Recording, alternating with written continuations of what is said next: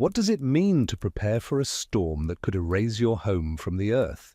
What kind of knowledge must you carry in your bones when winter stretches across 7 months of darkness, cold so deep it splits trees open like dried fruit, and winds that reshape the landscape while you sleep?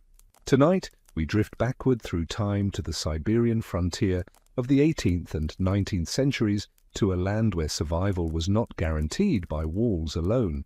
Here, in the vast taiga forests where temperatures plunged to 40 degrees below freezing, early settlers learned a truth that the land taught slowly, carefully, and sometimes with terrible cost. Your cabin, no matter how solid, no matter how carefully chinked and roofed, might not be enough. Before we step into this quiet journey through winter's iron grip on the Siberian frontier, I'd like to ask a small favor.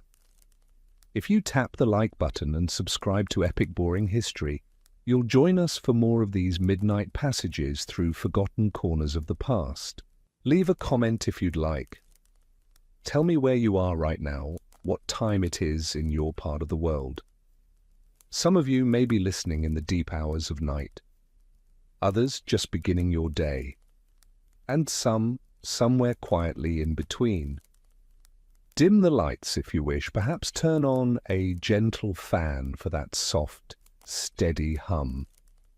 Now let's settle in together for tonight's slow drift into history. The stories we'll follow tonight are not of great battles or famous names. They are quieter than that, more persistent, woven into the daily rhythm of ordinary lives lived at the edge of what the human body can endure. We'll walk through the preparations, the small adjustments, the unspoken fears.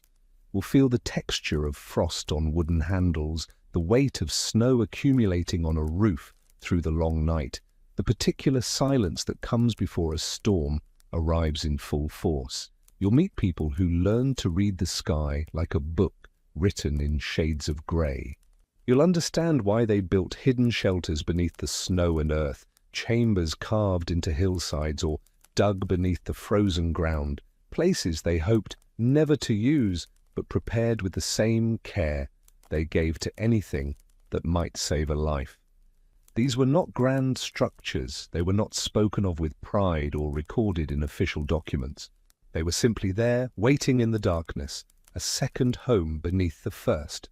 And tonight, you'll learn why. Imagine yourself standing at the edge of a settlement so remote that the nearest town lies 3 days' journey through forest, so dense the snow never fully melts between the trees, even in summer. The year might be 1760 or 1820 or any winter in between, it hardly matters, because winter here operates outside the measurements of calendars and clocks. This is the Siberian taiga, a landscape that extends in all directions like a cold ocean made of pine and birch and larch. The trees stand so thick in places that you can walk for hours, seeing nothing but their dark trunks receding into white mist. Your home is a log cabin, built with your own hands and the hands of neighbors who knew that survival here meant shared labor. The logs were cut green and allowed to settle, then chinked with moss gathered from the forest floor and mixed with clay from the riverbank when the ground thawed enough to dig. The roof is layered birch bark beneath split logs, heavy enough to hold against wind, but vulnerable to the weight of snow.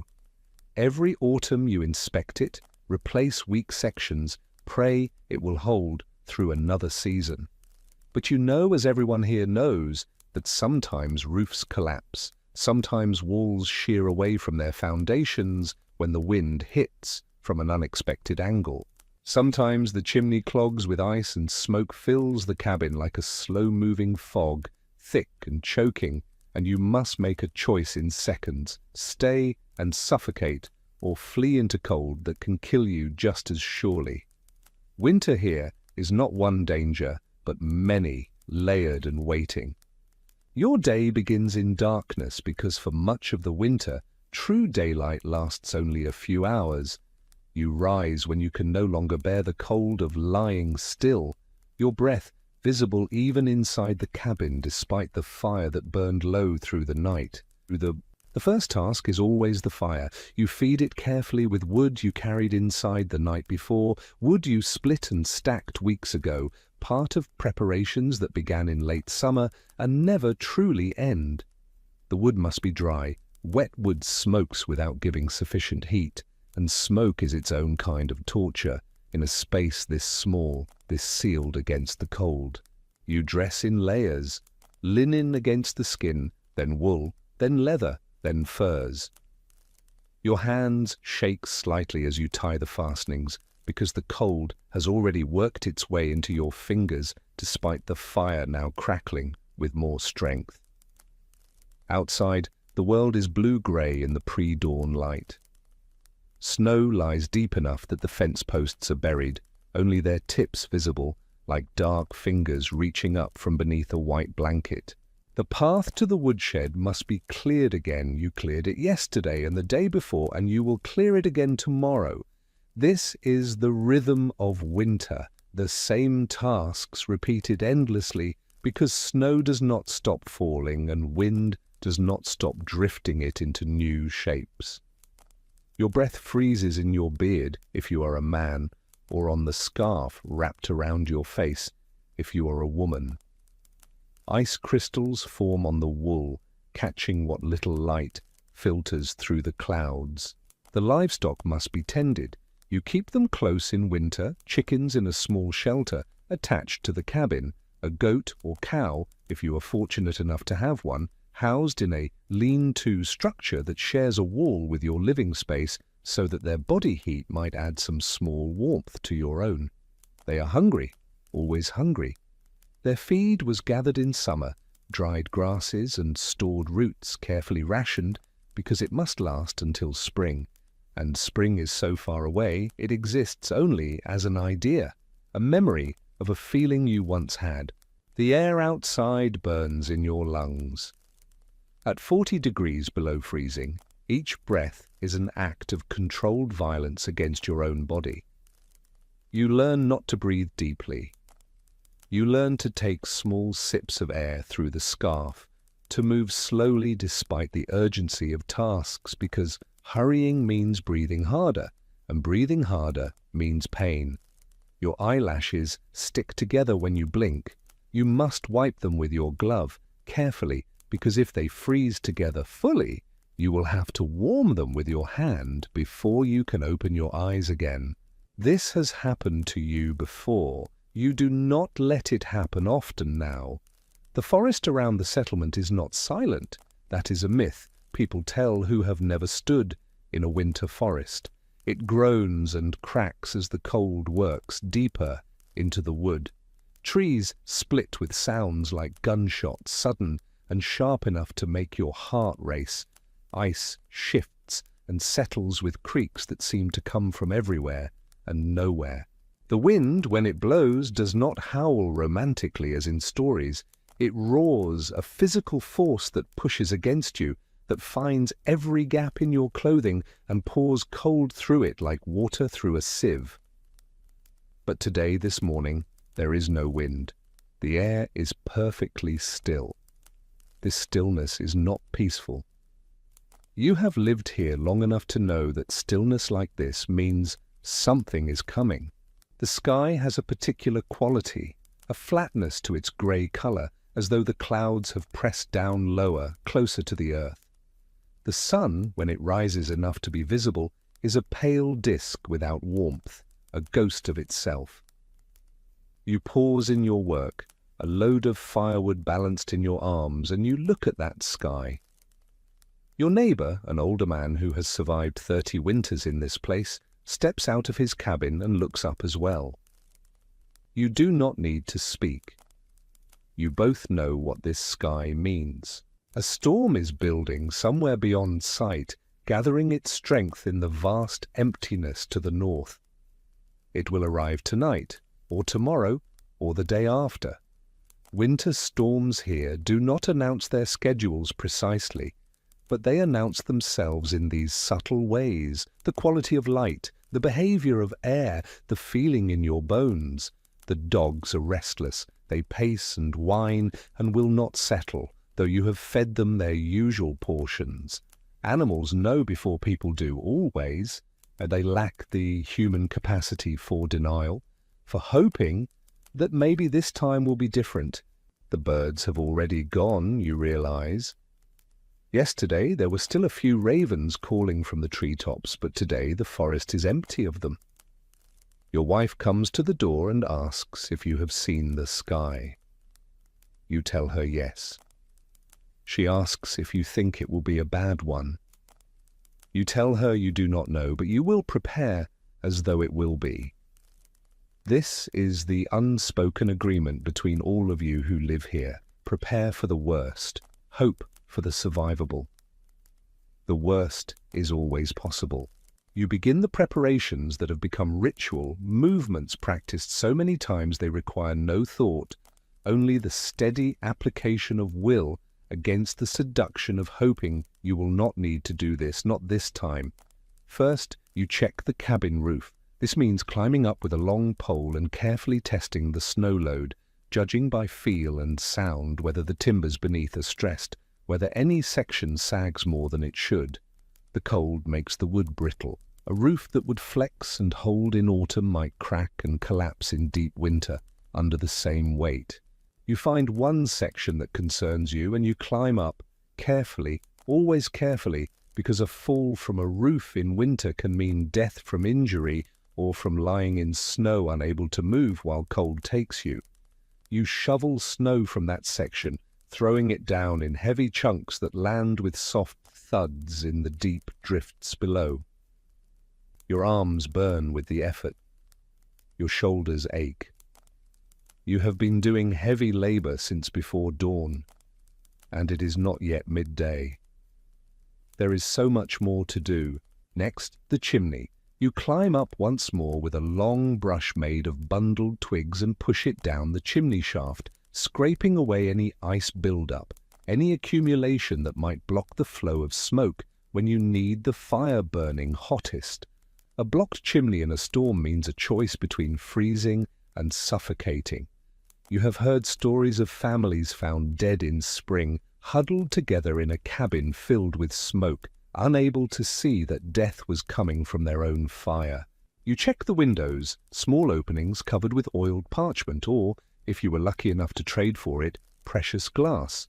The shutters must close tightly and latch from the inside. In the strongest winds, even shuttered windows can burst inward if the pressure difference is great enough. You have seen it happen. Glass or parchment exploding into a room, wind and snow pouring through like a living thing. You test each latch. You pack the edges with strips of leather and cloth for additional seal. The door must open inward, never outward, because snow can pile against it during a storm until it cannot be pushed open from inside. You have heard of people trapped in their homes by snow against the door, slowly running out of firewood, slowly freezing in place with freedom just inches away. You check the hinges, you check the bar that holds it shut. Everything must work perfectly because there will be no second chances, no time to repair things once the storm arrives in full strength. But you know, everyone here knows, that sometimes cabins fail anyway. Sometimes the preparations are not enough. There are stories told on long winter nights, stories everyone has heard, stories that serve as warnings. The family whose roof collapsed in the night, burying them in snow and timber. The man whose cabin wall split from its foundation, letting the storm in like a flood.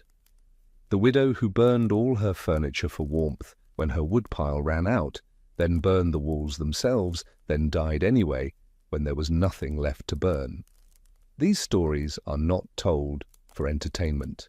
They are told so that no one forgets what is possible. And this is why, over generations of hard learning, settlers here developed a second strategy, a backup plan that exists beneath the first, the hidden shelter. The place you hope never to use but prepare with the same care you give to anything that might save your life. It is not large, perhaps 8 feet across, 6 feet deep, carved into the side of a low hill or dug straight down into earth that was frozen when you started and had to be thawed section by section with fire and hot stones. The walls are lined with birch bark to keep earth from crumbling inward. The roof is low, made of logs covered with bark, and then earth and then snow, indistinguishable from the hillside around it, except for a small entrance, barely large enough to crawl through, hidden among the trees and marked only by signs you have taught your family to recognize. Inside, the floor is layered with straw and furs. There is a small store of firewood, very dry, chosen for burning with minimal smoke. There is a skin of water, sealed and wrapped to keep from freezing solid. There is dried meat and dried fish and hard bread that will keep indefinitely in the cold. There are blankets and extra furs and a small lamp that burns fish oil. There is a knife and a fire-starting kit and a small iron pot. There is space for your family to huddle together, lying down or sitting hunched, waiting for the storm to pass. It is not comfortable. It is not meant to be comfortable. It is meant to keep you alive when everything else has failed. You maintain this shelter as carefully as you maintain your cabin, perhaps more so, because it exists for a single purpose: survival when all other options are gone. Every few days in winter, you must clear snow from the entrance. You must check that the ventilation holes, small tunnels carved at angles through the earth, opening some distance away, remain open. Without airflow, the shelter becomes a suffocation trap. With too much airflow, it becomes too cold to survive. The balance is delicate. You must rotate the food supplies using the oldest and replacing it with fresh provisions, because even dried food can spoil or be invaded by mice or simply lose its nutritional value. You must check the firewood for dampness, for mold, for any sign that it will not burn cleanly when needed. You must ensure that everyone in the family knows where it is and how to reach it in darkness, in blowing snow, in panic. You have practiced this, walking from the cabin to the shelter with your eyes closed, counting steps, memorizing the feel of the path under your feet. Your children have practiced it. Even the youngest knows if father says to go to the hidden place, you go immediately. You do not stop for possessions. You do not ask questions. The work of maintaining the shelter is work that yields no visible result when things go well. It is work done against a possibility, a fear, a scenario you hope will remain hypothetical. But you do it anyway every time, because winter here does not reward hope. It rewards preparation. As the day progresses and the light begins its early fade into afternoon darkness, you make a decision. The sky has not changed, but that is precisely what concerns you. It should have changed by now, one way or another. This frozen stillness, this waiting quality in the air, has stretched too long. You tell your wife to pack the emergency bags, one for her to carry, one for you, small packs with the absolute essentials, fire-starting materials, a knife, dried food, an extra blanket. She does not question this. She has been married to you for 12 years, and she has learned to trust your reading of winter's moods. Your children watch with wide eyes as you make these preparations. They are old enough to understand what it means, but young enough to still feel excitement mixed with their fear. To them, going to the hidden shelter is an adventure, a break from routine. You do not correct this feeling. Let them have their innocence for as long as winter allows. You check your supplies once more: water, food, firewood, lamp oil, blankets. Everything is there. Everything is as ready as human effort can make it. And still you feel the gnawing uncertainty, the knowledge that you may have forgotten something, that there may be some preparation you have not made, some weakness you have not shored up. This feeling never goes away, no matter how many winters you survive. Perhaps it is what keeps you alive, this refusal to feel fully confident, this constant second-guessing that drives you to check and recheck and check once more. The dogs are pacing more urgently now. One of them, the oldest, begins to dig at the snow near the cabin wall, a frantic scrabbling that serves no purpose you can identify. Your neighbor emerges from his cabin again and crosses the space between your homes.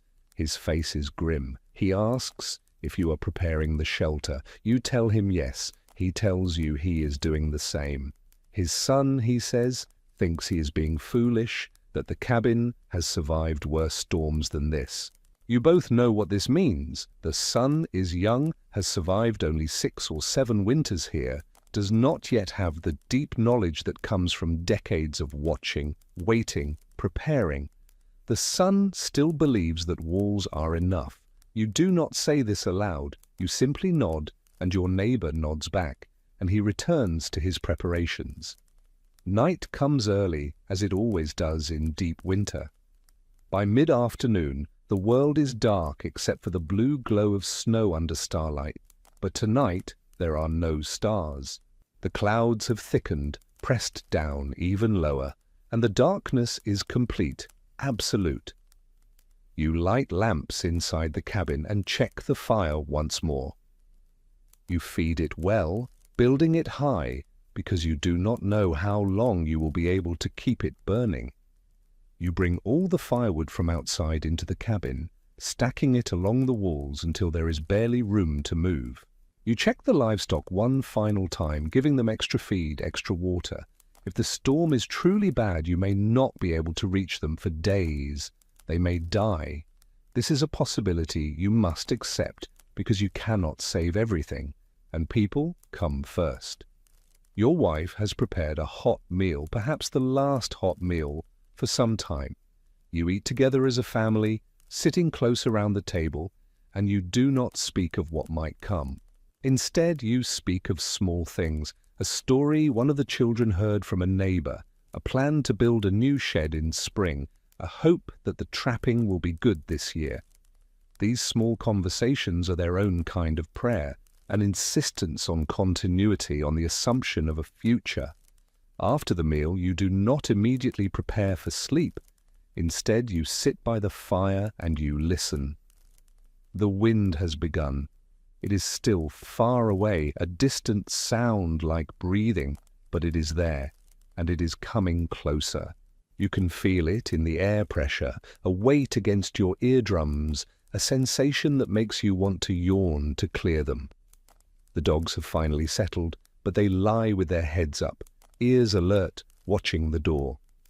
Your wife sits beside you, mending a shirt by lamplight, her needle moving in steady rhythm. She does not speak, but you feel her presence as a comfort, a reminder that you are not facing this alone. The children have been sent to bed, though you doubt they are sleeping.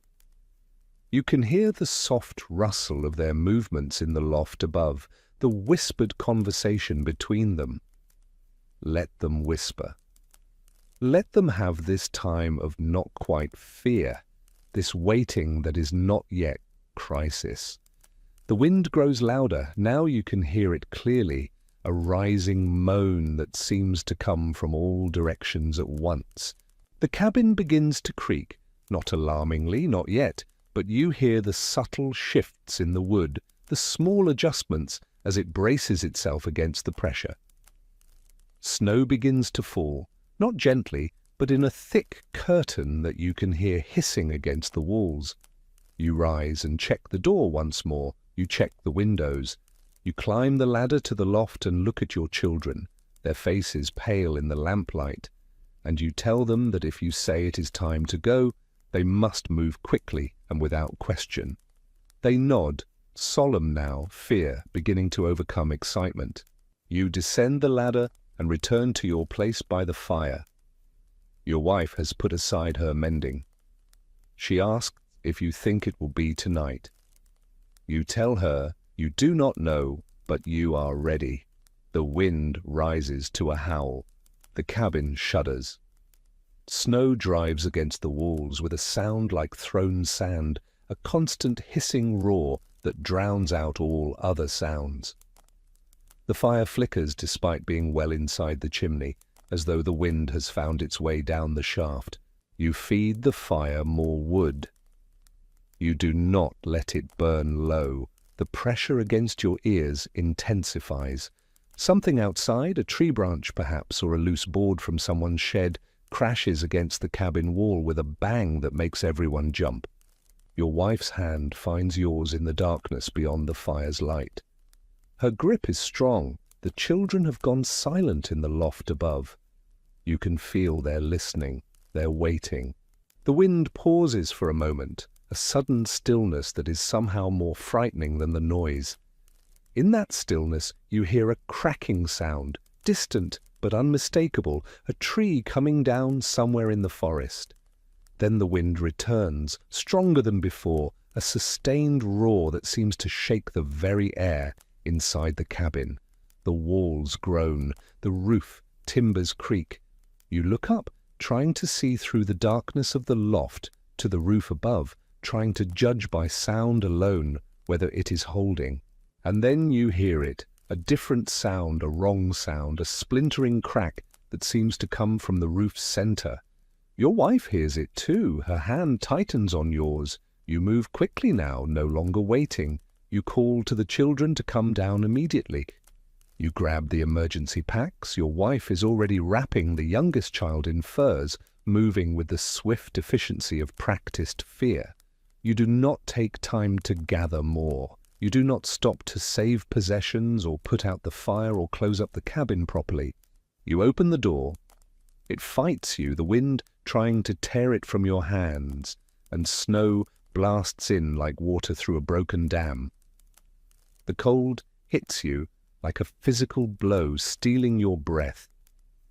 But you push through it, your family behind you, and you begin to move through the storm toward the hidden place that waits in the darkness, the shelter that you built for this moment, the second home beneath the snow that will hold you through the night while the storm devours the world above.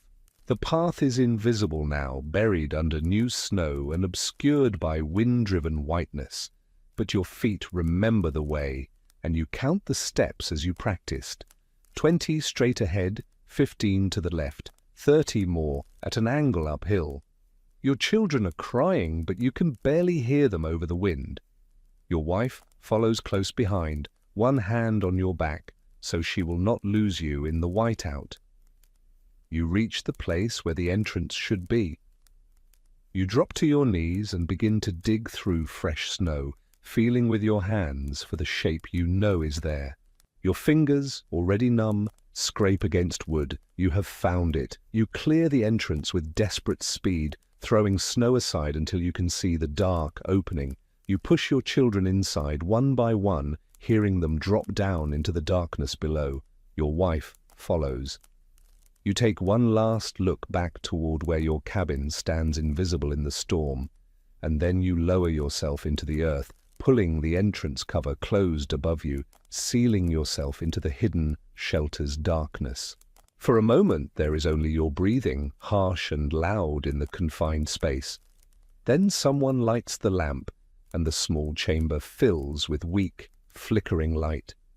Your family is here, all of you, huddled together in a space barely large enough to hold you. The storm roars above, but its sound is muffled now, distant, held back by earth and wood, and the careful construction of this hidden place. You are cold, soaked with snow that is already melting from your clothes. You are frightened, uncertain whether your cabin is still standing or has already collapsed. But you are alive and together, and for now, for this moment, that is enough.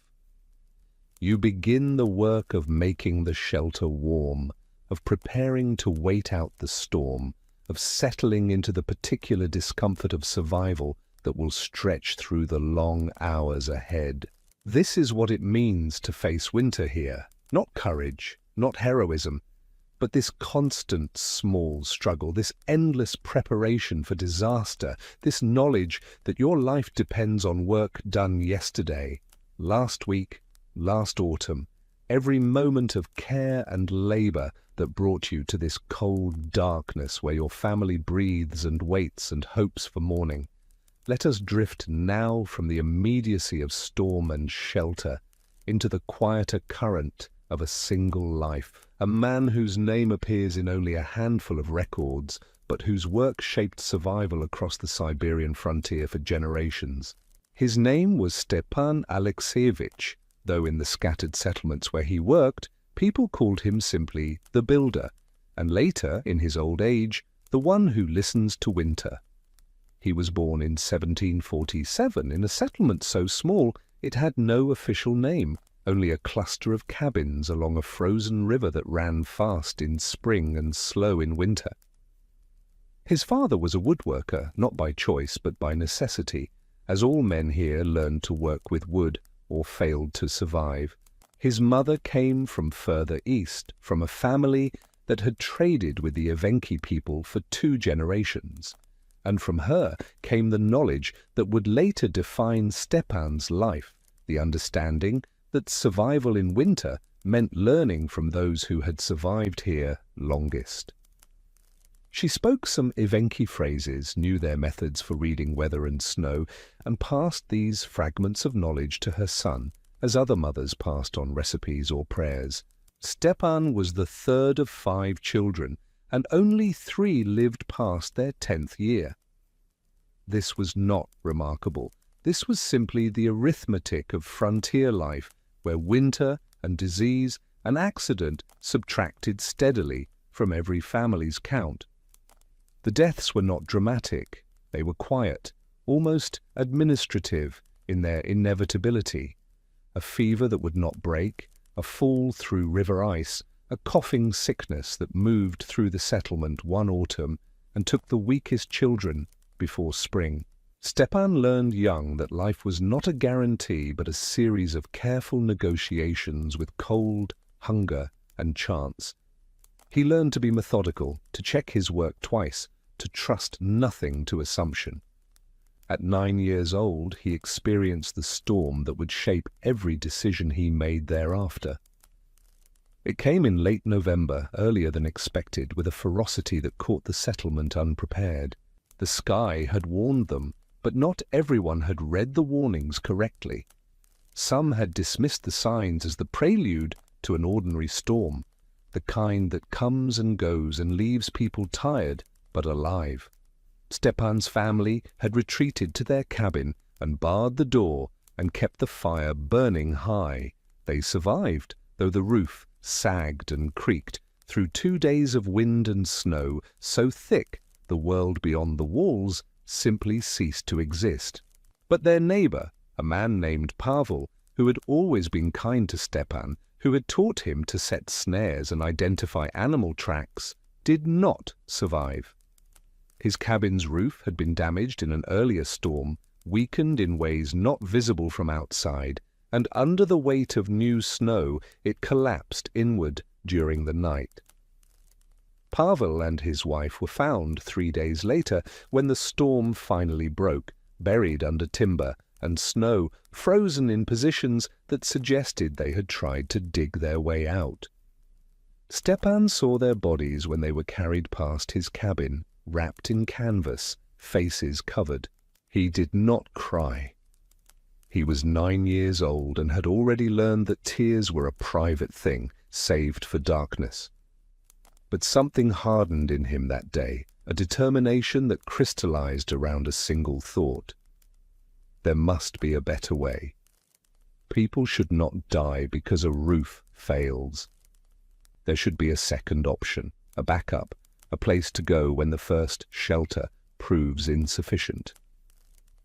He did not yet know what form this would take, but the need for it lodged in his mind like a splinter he could not remove. His father, noticing the boy's withdrawn silence in the days after Pavel's death, took him aside one evening and taught him the first principles of roof construction. They did not speak directly about what had happened. Instead, his father showed him how to judge the strength of a timber by its grain, how to calculate load-bearing capacity not with numbers, but with the practiced eye of someone who had built many roofs and seen some of them fail. He taught Stepan that wood has memory, that it remembers how it grew and responds to stress according to patterns laid down when it was still a living tree. These lessons were delivered in the quiet language of craft, and Stepan absorbed them completely. By age 12, he could look at a cabin's roof and tell you where its weaknesses lay. By 15, he was helping to build new cabins for settlers arriving from the West, people fleeing poverty or persecution, or simply seeking land that was abundant and free, even if that freedom came with the price of winter's cruelty. It was during these building projects that Stepan began to meet Evenki hunters who passed through the settlements or camped nearby during their seasonal movements. His mother's fragments of language allowed him to communicate, haltingly at first, then with growing confidence. He watched how they built their temporary shelters, structures that seemed impossibly simple, yet stood against storms that would destroy a poorly built cabin. They showed him the snow shelter they called Igda, carved from packed snow with sleeping platforms raised above the cold floor, ventilation holes angled to prevent drafts while allowing air to circulate. They showed him how to build emergency burrows under fallen trees, how to line them with birch bark to keep moisture from the earth from penetrating your clothing.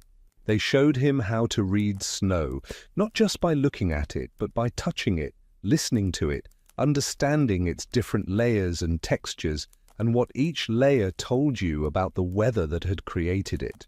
One old Evenki hunter, a man whose name Stepan never learned how to pronounce correctly, taught him the most valuable lesson of all. The earth itself is a shelter, warmer than the air in deep winter, stable in ways that structures built above ground can never be. Underground spaces, properly ventilated, maintain a temperature above freezing even when the air outside drops to 40 below.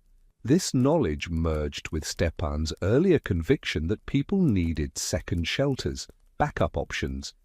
The solution became clear: build hidden places underground, near but separate from the main cabins, places designed specifically for surviving storms that destroyed everything else. He was 17 when he built his first such shelter for his own family. It was crude by the standards he would develop later, barely large enough for 4 people to huddle together, ventilation insufficient, roof built too heavy for its supports. But it worked. That winter brought another terrible storm, and though their cabin held, Stepan moved his family into the underground shelter as a test, a way to understand what worked and what needed improvement. They spent 18 hours there, and by the time they emerged, Stepan had filled his mind with observations. The air grew stale too quickly, the entrance collected snow and became difficult to open, the floor was too cold despite the straw layering, the space was too dark without sufficient lamp oil. He spent the next summer rebuilding it, applying everything he had learned. The second version was better. The third version, built when he was 19, was good enough that when word spread of what he had done, others began asking him to build similar shelters for their families. He was not yet known as a master craftsman, not yet someone whose opinion carried weight in community decisions. He was simply a young man with an unusual obsession, a peculiar dedication to solving a problem most people preferred not to think about.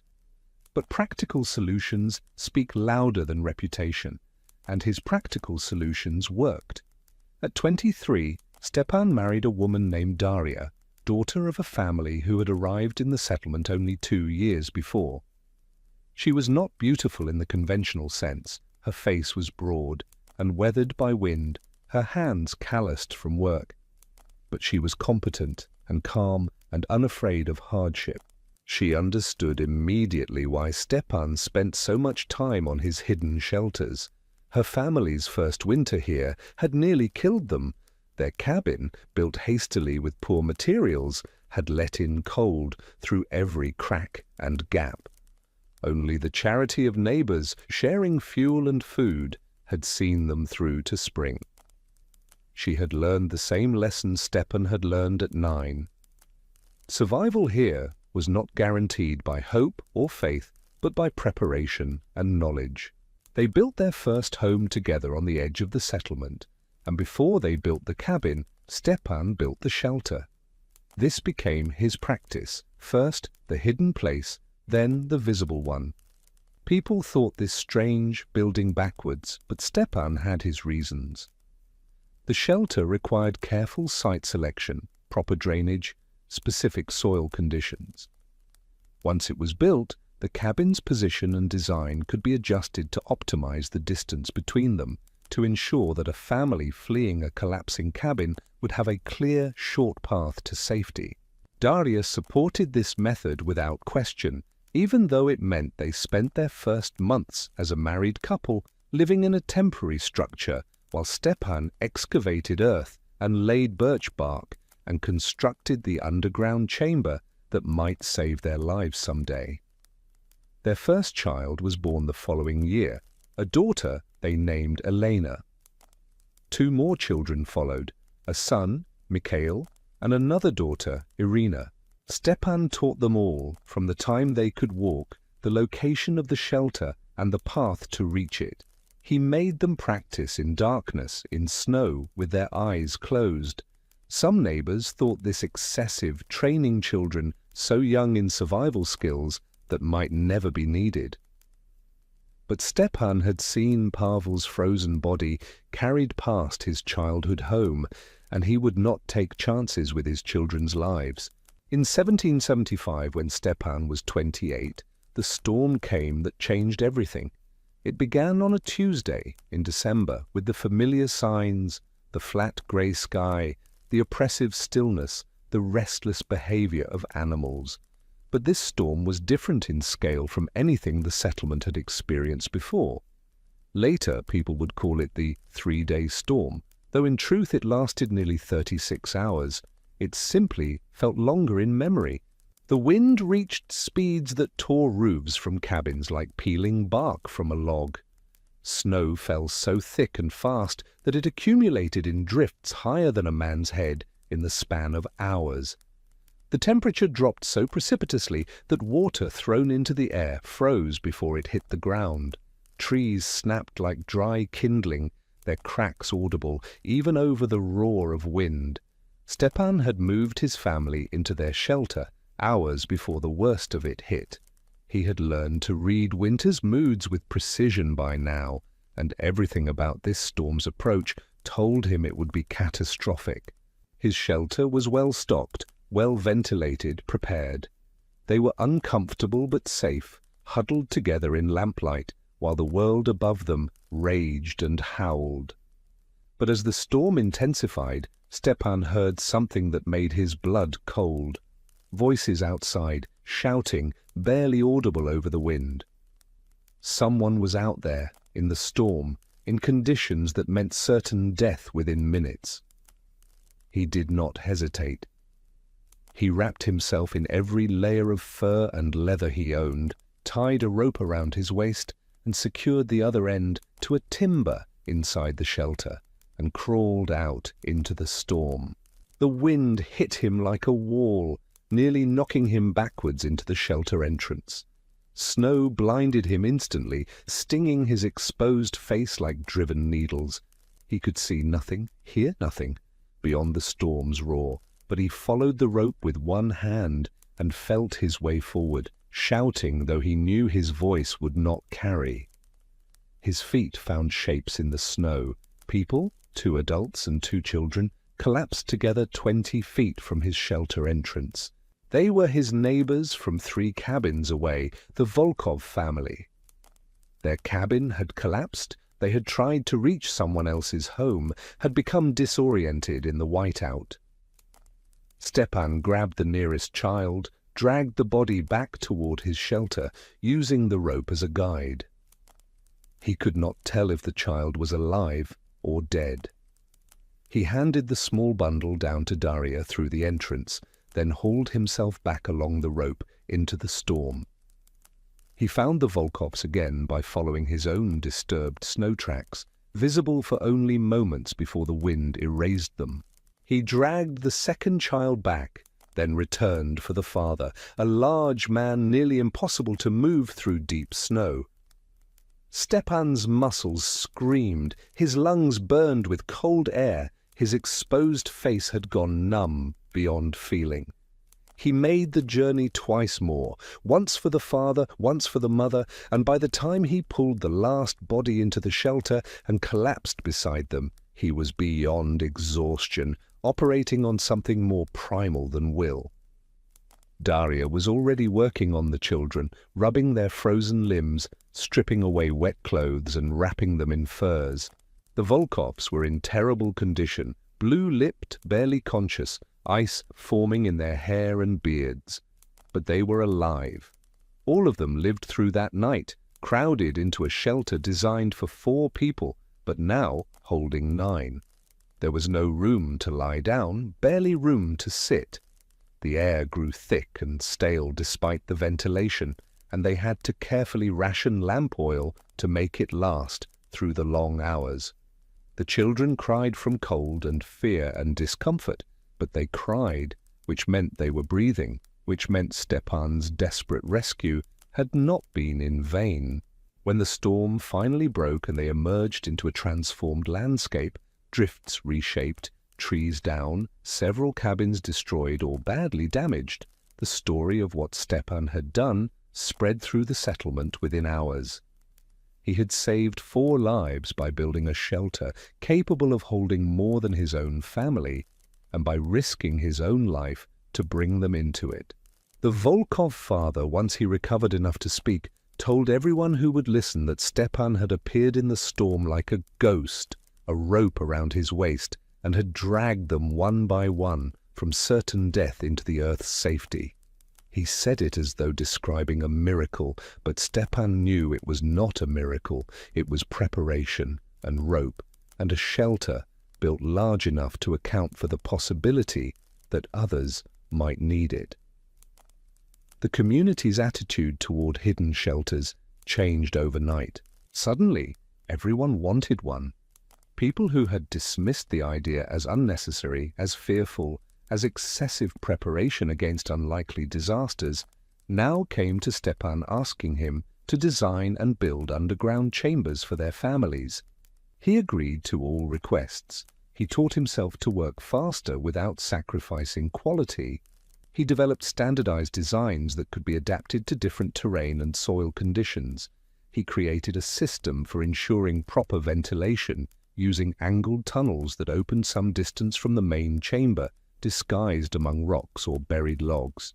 He trained other men to help with the excavation and construction so he could oversee multiple projects simultaneously.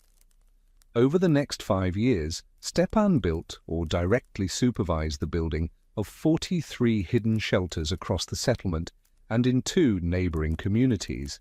Some were simple, just large enough for a single family.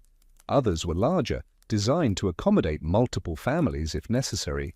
One particularly ambitious project involved excavating a chamber large enough for 15 people, built into a hillside equidistant from 3 cabins, a shared refuge for families who trusted each other enough to plan for combined survival. Stepan developed a teaching method for those who could not afford to hire him but wanted to build their own shelters. He created wooden boards etched with simple diagrams showing proper dimensions, ventilation angles, roof support patterns. He could not write more than his own name, but he could draw clear, precise illustrations that communicated everything a careful builder needed to know. He distributed these boards freely, asking nothing in return except that people who used his designs would show them to others who needed them. Knowledge, he believed, should not be hoarded when lives depended on its spread. But his work came at a personal cost. The building projects demanded endless hours, much of it in conditions that strained his body past reasonable limits. Winter construction was particularly brutal, excavating frozen earth, working in cold that made tools brittle and dangerous, exposure that left his fingers and toes perpetually numb. At 35, he lost feeling in 2 fingers of his left hand, frost damage that never fully healed. The digits remained partially numb for the rest of his life, clumsy and unreliable, a constant reminder of the price his body paid for his mission. His family suffered from his absences. He was often away for weeks at a time, traveling to distant settlements to build shelters or advise on construction problems. Daria managed their household alone, raising their children and maintaining their own homestead, while Stepan carved safety into hillsides for strangers. She never complained, at least not where others could hear, but Stepan saw the weariness in her face, the lines that deepened around her eyes with each year. Their son Mikhail grew resentful, feeling his father cared more for the community's survival than for his own family's needs. There was truth in this resentment, though Stepan would not have phrased it the same way. He saw no distinction between protecting his family and protecting everyone. Winter threatened all equally, and a community where everyone survived was a community where his own children would have help when they needed it. But explaining this to a 15-year-old boy who wanted his father home for dinner was a conversation Stepan never quite managed successfully. In 1790, a man named Grigory Petrov, newly arrived from a town 300 kilometers west, built a cabin at the settlement's edge and refused to build a hidden shelter. He declared loudly and often that such precautions were the habits of frightened people, that his cabin was built strongly enough to withstand any storm, that going underground was an admission of weakness. Stepan tried to speak with him, offered to help with the construction free of charge, explained calmly and without judgment that storms here did not respect confidence or pride. Grigory laughed at him, called him an old woman, said that people who spent their lives preparing for disasters would never have time to actually live. The settlement watched this confrontation with quiet discomfort. Some sided with Grigory, feeling that perhaps they had all become too cautious, too controlled by fear. Others saw in Grigory's confidence a dangerous ignorance, the arrogance of someone who had not yet been tested by this land's worst offerings. Stepan did not argue further. He had learned that some knowledge could not be taught with words. It had to be earned through experience, and he hoped Grigory's necessary education would come in a mild storm, one that would frighten him but leave him alive and wiser. That winter was unusually calm through December and January. Grigory took this as validation of his position, pointed to the mild weather as proof that everyone's fears were exaggerated. Then February came, and with it a storm that, while not as severe as the legendary three-day storm, was brutal enough.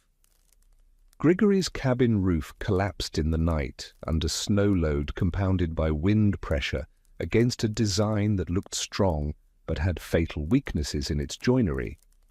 The family, Grigory, his wife, and their infant daughter, fled into the storm with nothing but the clothes they wore and the blankets they grabbed as the roof came down.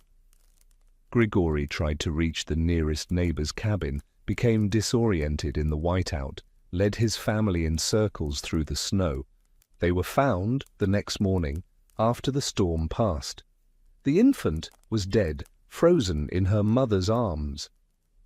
Grigory and his wife survived, though both lost toes to frostbite and nearly lost more. Grigory never spoke loudly again about the unnecessary nature of preparations. He left the settlement that spring, unable to bear living in the place where his daughter had died because of his own stubborn refusal to listen. Stepan felt no satisfaction in being proven right. He attended the infant's funeral, stood in the back while the tiny body was buried in earth still partially frozen, and wept silently for a death that could have been prevented by the simple existence of a hole in the ground lined with birch bark. After that tragedy, no one in the settlement ever questioned the value of hidden shelters again. New arrivals were told, as part of their welcome, that they would need to build or commission a secondary shelter before their first winter. It became as fundamental as having a cabin itself, the visible home, and the hidden one, two parts of a single survival strategy. Stepan's work began to reach beyond individual shelters. He was consulted on community planning, on where new cabins should be built in relation to terrain features that might offer natural protection or drainage. He advised on the design of communal storage buildings, teaching the same principles of redundancy and backup planning. Never keep all your community's food in one structure, because if that structure burns or collapses, everyone starves. He became, though he held no official title, a kind of elder advisor, someone whose opinion carried weight in discussions about anything related to survival and preparation. The Evenki hunters who passed through the region began to call him the one who listens to winter, a phrase that translated awkwardly, but whose meaning was clear. He had learned to hear what the cold and snow and wind were teaching, and he applied those lessons with a consistency that earned their respect. Some of the younger Evenki men sought him out to learn his shelter-building techniques, wanting to combine their traditional methods with his systematic approach.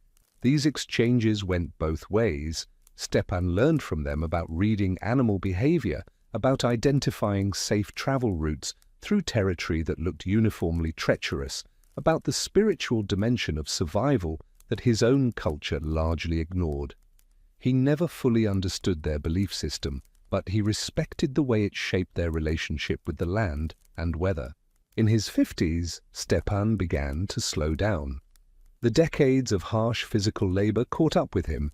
His joints stiffened, his back developed a persistent ache that no amount of heat could fully relieve. His breathing grew labored after exertion. He could no longer excavate frozen earth with the stamina of his youth, but his knowledge had not diminished, and he adapted his role accordingly. He became purely an advisor, a designer, a teacher. He would visit a site, study the terrain, mark out with sticks and string exactly where the shelter should be built, and how deep and at what angles the ventilation should run. Then younger men would do the actual digging and building, while Stepan supervised and corrected and explained why each detail mattered. His wooden instruction boards became legendary, passed from settlement to settlement, copied and recopied, distributed across a territory spanning hundreds of kilometers. People who never met Stepan used his designs to build shelters that saved their families' lives. His methods became standardized practice across the entire region, so thoroughly absorbed into common knowledge that within a generation, many people no longer remembered where the techniques had originated. This anonymity did not bother him. He had never been interested in recognition, only in the problem and its solution. In 1810, at 63 years old, Stepan sat in his cabin during a winter storm, not a catastrophic one, just a typical brutal storm of the kind that came several times each season. His family was grown now, his children living in their own cabins with their own hidden shelters, built according to their father's teachings. Daria sat beside him, older now, her hair white, her hands still steady as she worked at her endless mending. Outside, wind howled and snow fell, and Stepan listened to the familiar sounds of winter's fury. But he listened without fear, without tension, without the constant mental calculation of risk and response that had dominated his earlier years. His cabin was sound. He had built it himself, incorporating every lesson learned from decades of watching structures fail. His hidden shelter waited nearby, maintained and ready, though he had not needed to use it in more than a decade. His neighbors' cabins were equally prepared, equally safe. The community had absorbed his teachings so completely that hidden shelters were now as common as root cellars, simply part of the landscape of survival. He had done what he set out to do after seeing Pavel's body carried past his childhood home. He had created a better way, a backup system that gave people a second chance when their first shelter failed. How many lives had been saved by his work?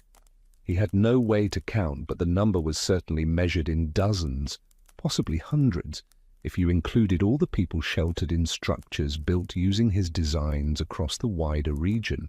Children had grown to adulthood. Who would have frozen as infants without the hidden places their parents fled to in desperate storms? Families remained intact who would have been shattered by death if not for the backup option that Stepan had made standard practice.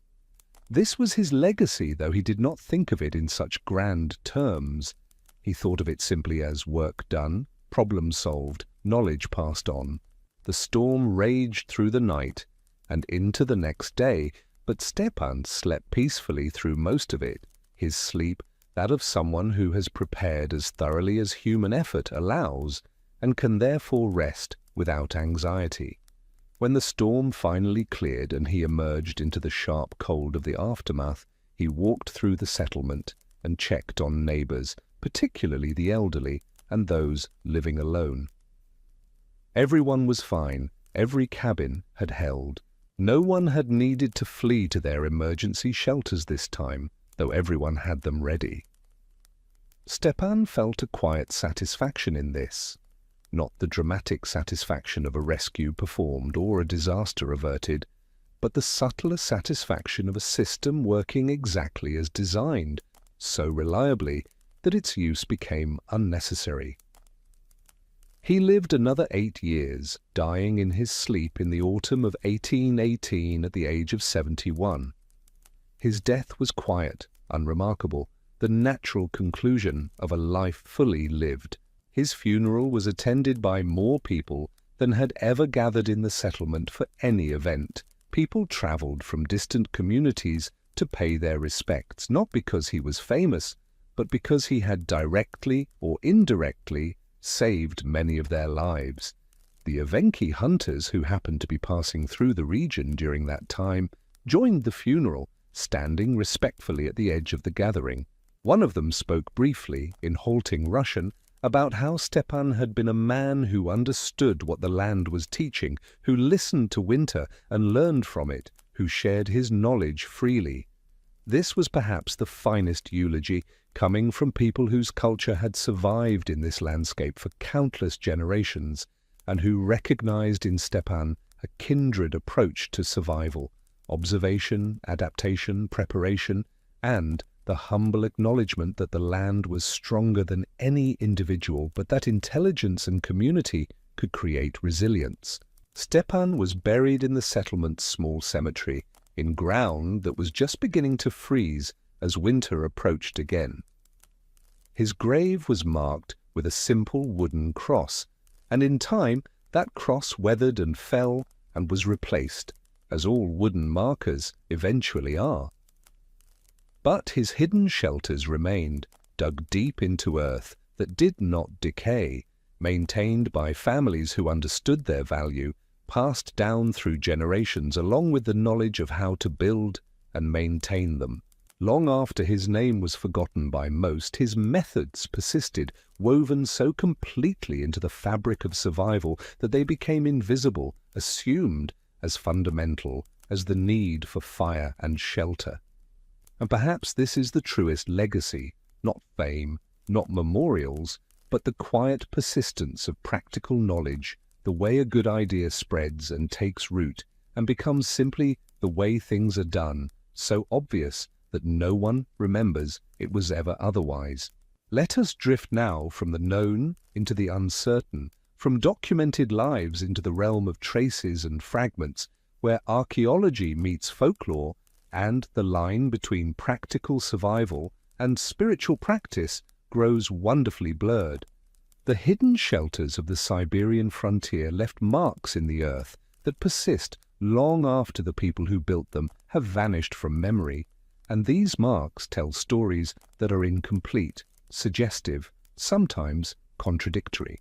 Modern researchers trudging through forests that have reclaimed former settlements find themselves confronted with questions that have no definitive answers, only possibilities that shift like snow in wind. They walk through birch groves where cabins once stood, where families carved existence from frozen ground, and they search for depressions that might indicate human alteration of the landscape centuries ago.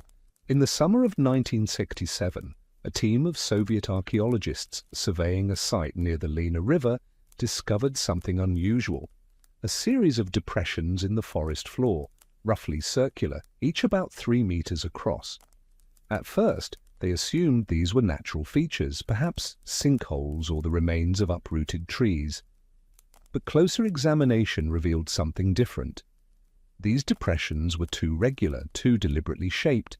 The earth had been moved with intention, carved with purpose that transcended the random patterns of natural erosion.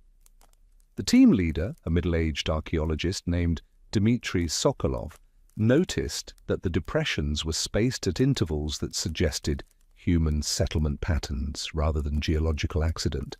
When they began excavating one of them, they found walls lined with birch bark, still intact after more than a century underground, preserved by the particular chemistry of the soil and the depth at which they had been placed.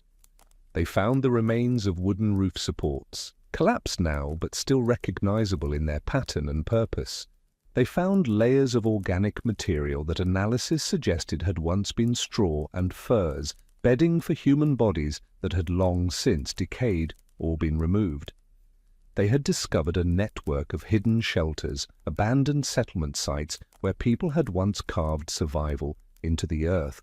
The discovery sent ripples through Soviet archaeological circles, as researchers had long suspected that frontier settlers must have had emergency refugees beyond their primary dwellings, but evidence had been elusive. The structures were so well integrated into the landscape that decades of Soviet development and forestry had passed over them without recognition. Over the following decades, archaeologists would find dozens more of these sites across the Siberian frontier regions. Each discovery added pieces to a puzzle that remained stubbornly incomplete, because the shelters themselves were designed to leave minimal trace, to blend into the landscape, to be hidden even from those actively searching. The people who built them did not leave written records explaining their construction methods or their symbolic meanings. They left only the structures themselves and the objects found within them, and these physical remains speak in a language that requires interpretation, guesswork, informed speculation. This silence is not unusual in the history of frontier settlements, where literacy rates were low and daily survival took precedence over documentation. The few written accounts that mention underground refugees do so in passing, as brief notes in letters or official reports, offering tantalizing glimpses but little detail. One of the most intriguing aspects of these archaeological findings is the variation in shelter design. While some conform to what we might expect from Stepan's documented methods, practical chambers with clear ventilation systems and straightforward layouts, others are far stranger. Some shelters are too small to have been practical for family groups, barely large enough for a single person to lie down. Were these emergency refugees for individuals caught in sudden storms? Were they meditation chambers? Were they places where people went to be alone with their thoughts, in a culture where privacy was nearly impossible, in the crowded conditions of frontier cabins? The shelters offer no answers, only their own mute presence. Some shelters have multiple chambers connected by tunnels, elaborate underground networks that seem far more complex than necessary for simple storm survival. One site near the Aldan River revealed a three-chamber system with tunnels connecting each chamber, the whole complex carved into a hillside with ventilation shafts emerging at different elevations. The labor required to build such a structure would have been immense, the planning sophisticated. What purpose could justify such effort? Researchers have proposed various theories. These might have been communal shelters for larger groups or staged refuges where people could retreat from outer chambers to inner ones if the outer chambers were compromised. Or perhaps these were built over many years by successive generations, each adding to what came before. But these are only theories. The earth keeps its secrets well. The multi-chamber shelters present particular puzzles because their complexity suggests either extended periods of construction or coordinated community effort that seems at odds with the isolated nature of frontier existence. Some chambers appear to have been abandoned mid-construction, their walls partially lined, their ventilation shafts incomplete, as if the builders were called away suddenly or decided the effort was not worth continuing. Among the most puzzling discoveries are what archaeologists have termed breathing stones, small rocks, usually smooth river stones, embedded in the walls of some shelters at regular intervals. These stones are set into the birch bark, lining in a way that suggests deliberate placement, not random or structural necessity. They form patterns, sometimes in circles, sometimes in lines, sometimes in arrangements that seem to follow no obvious logic. Early researchers assumed these were structural elements, perhaps helping to stabilize the earth walls or manage moisture. But the stones themselves are not structurally significant. They are too small, too regularly spaced, set too shallowly into the walls to serve any obvious practical function. Chemical analysis revealed nothing unusual about the stones themselves. They are ordinary river stones, granite and quartz, worn smooth by water. But their placement was clearly intentional, clearly meaningful to the people who set them there. One theory suggests they were related to ventilation, that somehow the stones helped air circulate through the walls, though the mechanism for how this would work remains unexplained. The name breathing stones comes from Evenki informants interviewed in the 1970s, who told researchers that their ancestors believed stones could help a shelter breathe, could keep the air fresh and the space alive. But when pressed for details about how this worked, the informants could only shrug and say that this was old knowledge passed down in fragments, the specifics lost. The researchers conducting these interviews noted a pattern. Older informants seemed to have more confidence in the efficacy of breathing stones even while knowing less about the mechanism, while younger informants were skeptical but could recall more detailed descriptions passed down from their grandparents. This generational divide in knowledge and belief is characteristic of traditional practices encountering modernity's demand for empirical explanation. Another theory proposes that the stones were symbolic rather than functional, markers of protection or blessings, perhaps related to animist beliefs about the spirits inhabiting rocks and earth. In many indigenous Siberian cultures, stones are seen as having their own kind of life, their own slow consciousness. Placing them in shelter walls might have been a way of inviting their protection, of asking the earth itself to help guard the people taking refuge within it.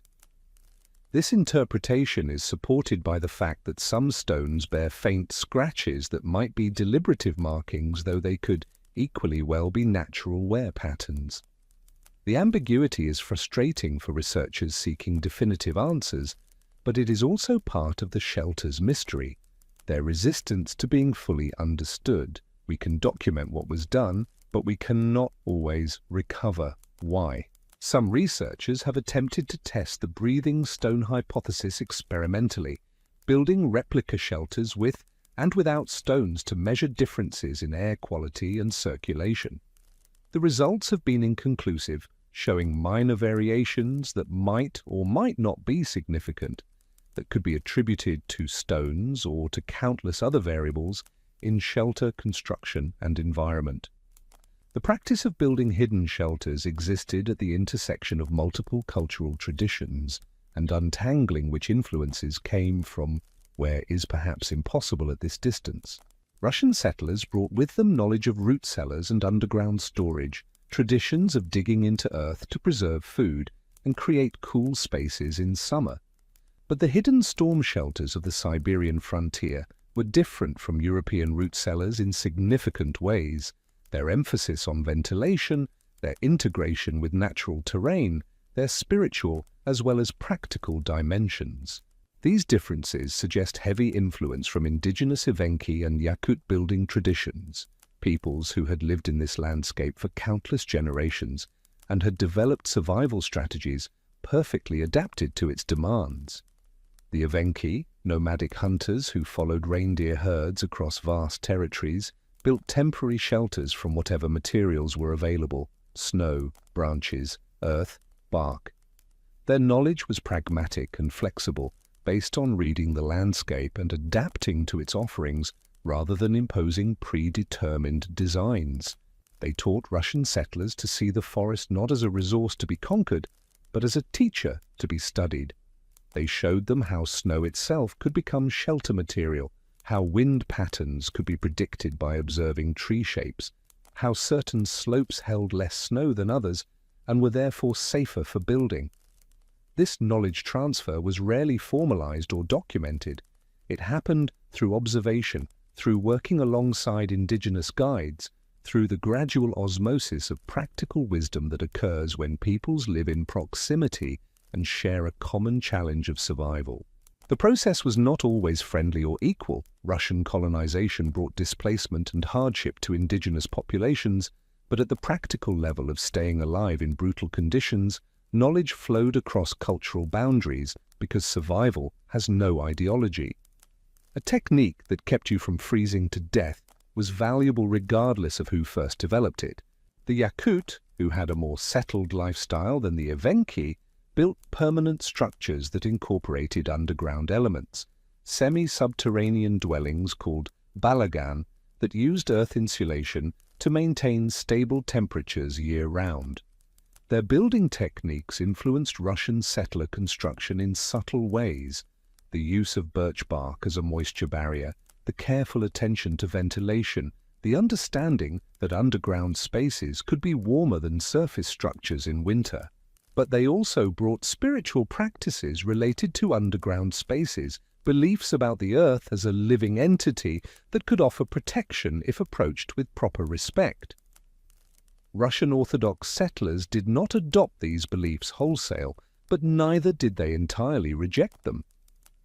The result was a kind of folk syncretism, where Christian prayers might be said while placing stones in shelter walls according to patterns taught by Evenki neighbors, where the practical and the spiritual merged in ways that neither culture would have practiced in isolation. This blending was not always conscious or deliberate. It emerged organically from the pressures of frontier life, where survival demanded borrowing whatever worked from whoever knew it. Orthodox priests serving frontier communities sometimes struggled with these hybrid practices, uncertain whether to condemn them as pagan superstition or accept them as harmless folk customs. Most chose a middle path, focusing their spiritual guidance on major religious observances while overlooking the small rituals people performed in their daily lives, the prayers to Christian saints mixed with gestures learned from indigenous neighbors. One of the strangest findings in hidden shelter archaeology is the presence of small carved objects, usually made from wood or bone, found in the corners or buried beneath the floors of some shelters. These objects are often abstract, simple geometric patterns, spirals, or shapes that don't clearly represent anything recognizable. Some researchers interpret them as good luck charms, talismans meant to protect the occupants. Others see them as markers, ways of identifying who built the shelter or which family it belonged to. Still others suggest they might be offerings, gifts to the earth in exchange for the space carved from it, a gesture of reciprocity with the land itself. One particularly elaborate carving found in a shelter near the Vilyui River depicts what might be a storm, swirling lines radiating from a central point, or might be something entirely different, perhaps a representation of wind or water, or some concept that does not translate easily into visual form. The carving is beautiful in its simplicity, worked with obvious care by someone who had both skill and time. It was found beneath the floorboards, carefully wrapped in birch bark, placed in a position where it would never be seen once the shelter was complete. Why create something beautiful and then hide it, where no one could appreciate it? Was the act of creating it the point, rather than the object itself? Was it meant to be seen by spirits or forces rather than human eyes?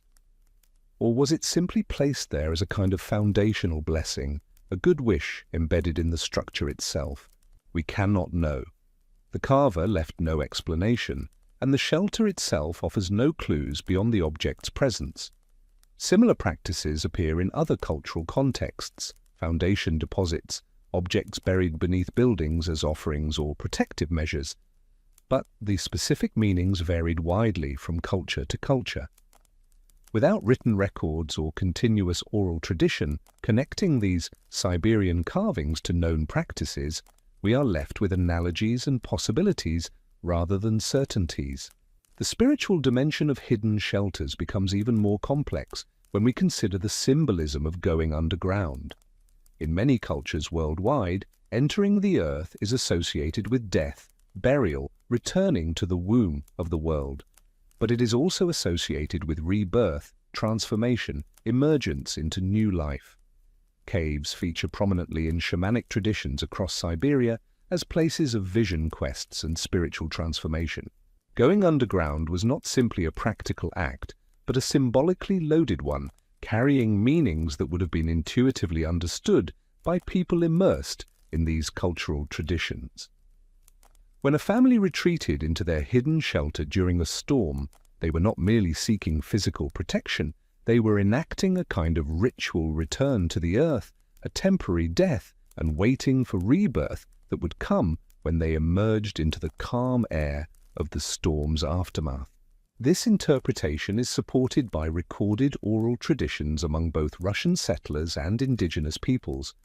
Stories speak of storms as cleansing events, as times when the world was remade, when the old was swept away to make room for the new. Surviving a storm meant you had been tested and found worthy to continue.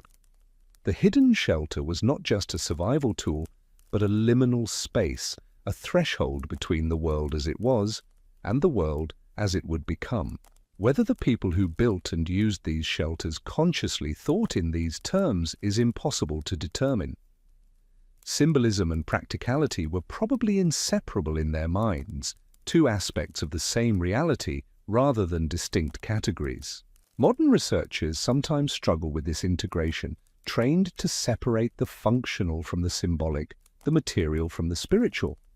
But frontier life demanded a holistic approach to existence, where all aspects of experience were interconnected, where building a shelter involved both engineering calculations and spiritual preparations. Some archaeological sites reveal evidence of what appear to be ritual practices associated with shelters.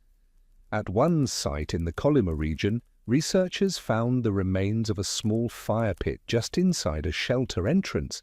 In a location that made no practical sense, the fire would have consumed precious oxygen in an already confined space, and its heat would have been minimal. Analysis of the soil around the pit revealed traces of specific plants known to produce aromatic smoke when burned, plants that had no nutritional or medicinal value but were used in purification rituals by local indigenous groups. Was this fire lit as part of a cleansing ritual before entering the shelter? Was it a way of blessing the space, of transforming it from mere hole in the ground into sacred refuge? Or are we reading too much into what might have been a simple mistake, a poorly thought-out attempt to stay warm? The evidence allows multiple interpretations, and perhaps that multiplicity is itself significant, a reminder that the people who built these shelters were as complex and contradictory as people always are, blending the practical and the spiritual in ways that made sense to them but that we can only partially reconstruct. The fire pit at this particular site also contained charred remains of what appeared to be birch bark strips, which might have been used as kindling or might have been deliberately burned for their symbolic significance. Birch was considered sacred in many Siberian traditions. Another layer of mystery surrounds the maintenance and transmission of shelter knowledge. How did information about construction techniques spread across such vast territories? The Siberian frontier in the 18th and 19th centuries was not a connected place. Settlements were separated by enormous distances, communication was slow and difficult, travel was dangerous, especially in winter. Yet similar shelter designs appear across regions separated by hundreds of kilometers, suggesting some kind of information network that we can only glimpse through its effects. Stepan's wooden instruction boards provide part of the answer, but they cannot be the whole explanation. The boards would have been difficult to transport over long distances, and their effectiveness depended on people being literate enough to understand diagrams, which many frontier settlers were not. More likely, knowledge spread through traveling craftsmen, through seasonal workers who moved from settlement to settlement, through traders and hunters and Orthodox priests making their rounds. Each person carried fragments of knowledge, techniques learned in one place and applied in another, adapted to local conditions and materials. Over time, these fragments crystallized into regional variations, different approaches to the same basic problem, each shaped by the specific challenges and resources of its location. Some areas favored shallow, wide shelters built into hillsides. Others preferred deeper, vertical shafts with ladder access. Some used primarily wooden construction, while others incorporated more stone and earth. These variations were not random but reflected careful observation of local geology, drainage patterns, soil types, typical storm behaviors. The knowledge was empirical, tested through trial and error, refined through generations of use. When shelters failed, and some inevitably did, people analyzed what went wrong and adjusted their methods accordingly. This is science in its most fundamental form: hypothesis, testing, refinement. Though the people involved would never have used such terms, they would have simply called it learning from experience, paying attention, not making the same mistake twice. The archaeological record shows evidence of this learning process in the form of rebuilt shelters, structures that were modified or relocated after initial construction, improvements made based on practical experience. One site shows 3 generations of shelter construction in the same location, each built slightly differently, each incorporating lessons learned from the previous version's shortcomings. The first shelter had inadequate ventilation and was rebuilt with better airflow. The second had drainage problems and was rebuilt on slightly higher ground with channels cut to divert water. The third incorporated both improvements and lasted for decades before being finally abandoned when the settlement itself was abandoned. This is not dramatic history, but it is perhaps more fundamentally human than the history of great events and famous names. It is the history of people paying attention, making adjustments, slowly getting better at staying alive. Each improvement represented someone's observation, someone's insight into why the previous design had failed, someone's willingness to invest labor in making the next version better, even though they might not personally benefit from the improvement. There are mysteries that archaeology will probably never resolve, gaps in the record that cannot be filled with the evidence available. We do not know, for instance, how many people actually died in hidden shelters, whether some of these refugees became tombs for families who retreated into them and never emerged, perhaps because the entrance became blocked by snow, or because they ran out of fuel and froze, or because the ventilation failed and they suffocated.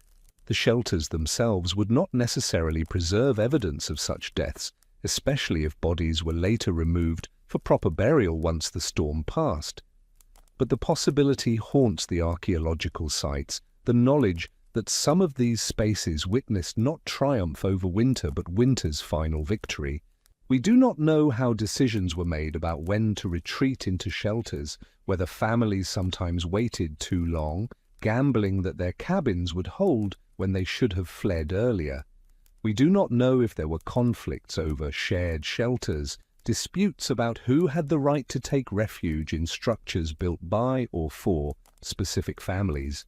We do not know if some people refused to build shelters out of pride or fatalism or simple exhaustion, and what happened to them when storms came. The written record from this period is sparse and focused on official matters, tax collection, criminal cases, occasional disaster reports. Ordinary daily life, the small decisions and struggles that filled most people's days, went largely unrecorded. The archaeological record fills some gaps but creates others, showing us what was done but not always why, revealing the fact of practices but not the thoughts and feelings of the practitioners. The few personal letters that survive from frontier settlers rarely mention shelters explicitly, perhaps because such structures were so commonplace that they needed no explanation, or perhaps because letter writers focused on more dramatic or unusual events worth documenting. One letter from 1843, written by a settler woman to her sister in European Russia, mentions going down below during a storm, but provides no details about what that meant or how the underground refuge was constructed. In recent decades, some researchers have attempted to find living memory of hidden shelter practices by interviewing descendants of frontier settlers, elderly people who grew up hearing stories from grandparents who might have actually used the shelters. These oral histories are valuable but also problematic. Memory is unreliable, stories change in retelling, details become confused or embellished. One elderly woman interviewed in the 1990s described her grandmother's stories of sheltering underground during storms, but she also described elements that seemed clearly fantastical: shelters that were warm without fire, ventilation shafts that somehow brought in fresh air without bringing in cold, spaces that were larger inside than seemed possible from their external dimensions. Are these embellishments added over decades of retelling? Are they metaphorical descriptions of psychological experiences, the shelter feeling warmer than it was because it meant safety, feeling larger because it held the whole family? Or do they reflect practices and techniques that were real but that we no longer understand, knowledge that has been lost? The ambiguity is maddening for researchers, but also strangely appropriate for spaces that were designed to be hidden, built to exist at the margins of visibility and documentation.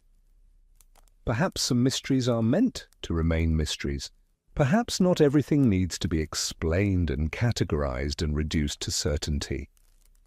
The hidden shelters served their purpose. They saved lives. They gave people a fighting chance against winter's worst offerings.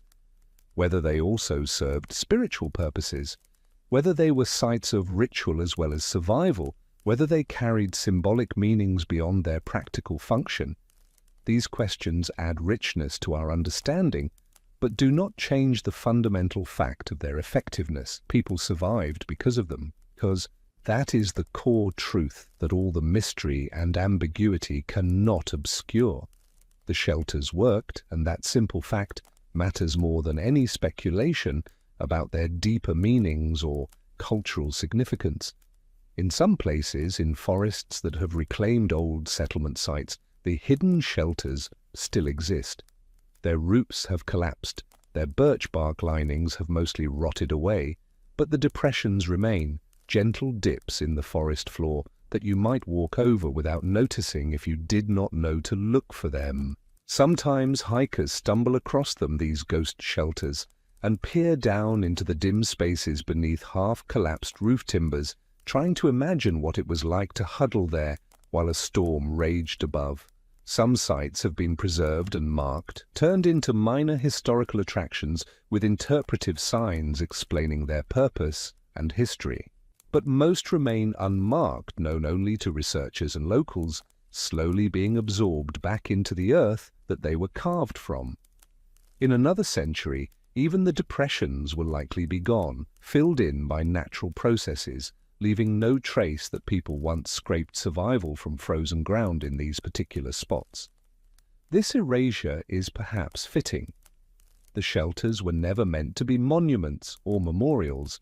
They were meant to be used and maintained and, when no longer needed, allowed to fade away.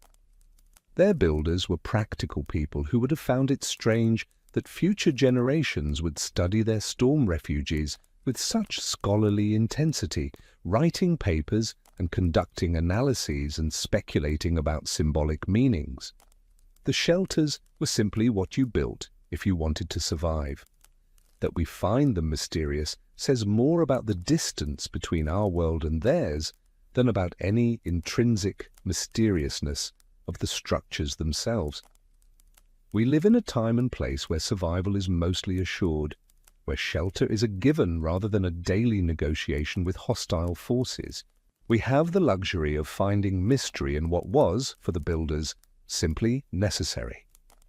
But perhaps there is value in that mystery anyway, in allowing ourselves to be puzzled by the past, to acknowledge how much we do not and cannot know. The hidden shelters remind us that history is not only the story of what happened, but also the story of what we can no longer fully recover, the silence where knowledge used to be. They teach us humility in the face of the past, respect for the practical wisdom of people who left few records but built structures that still echo with their care and foresight. They invite us to imagine lives lived at the edge of survival, where a hole in the ground lined with birch bark might mean the difference between life and death, where preparation was not paranoia but prudence, where winter was not a season to enjoy but a force to be endured with whatever tools and knowledge you could gather. And in that imagination we come a little closer to understanding what it meant to live in those times, in that place, under those conditions. Not fully, not completely, but enough to feel a connection across the gulf of years, enough to recognize the essential humanity of people facing challenges we can barely comprehend, with resourcefulness and determination that still echoes in the earth where they dug their survival, season after season, storm after storm, year after frozen year.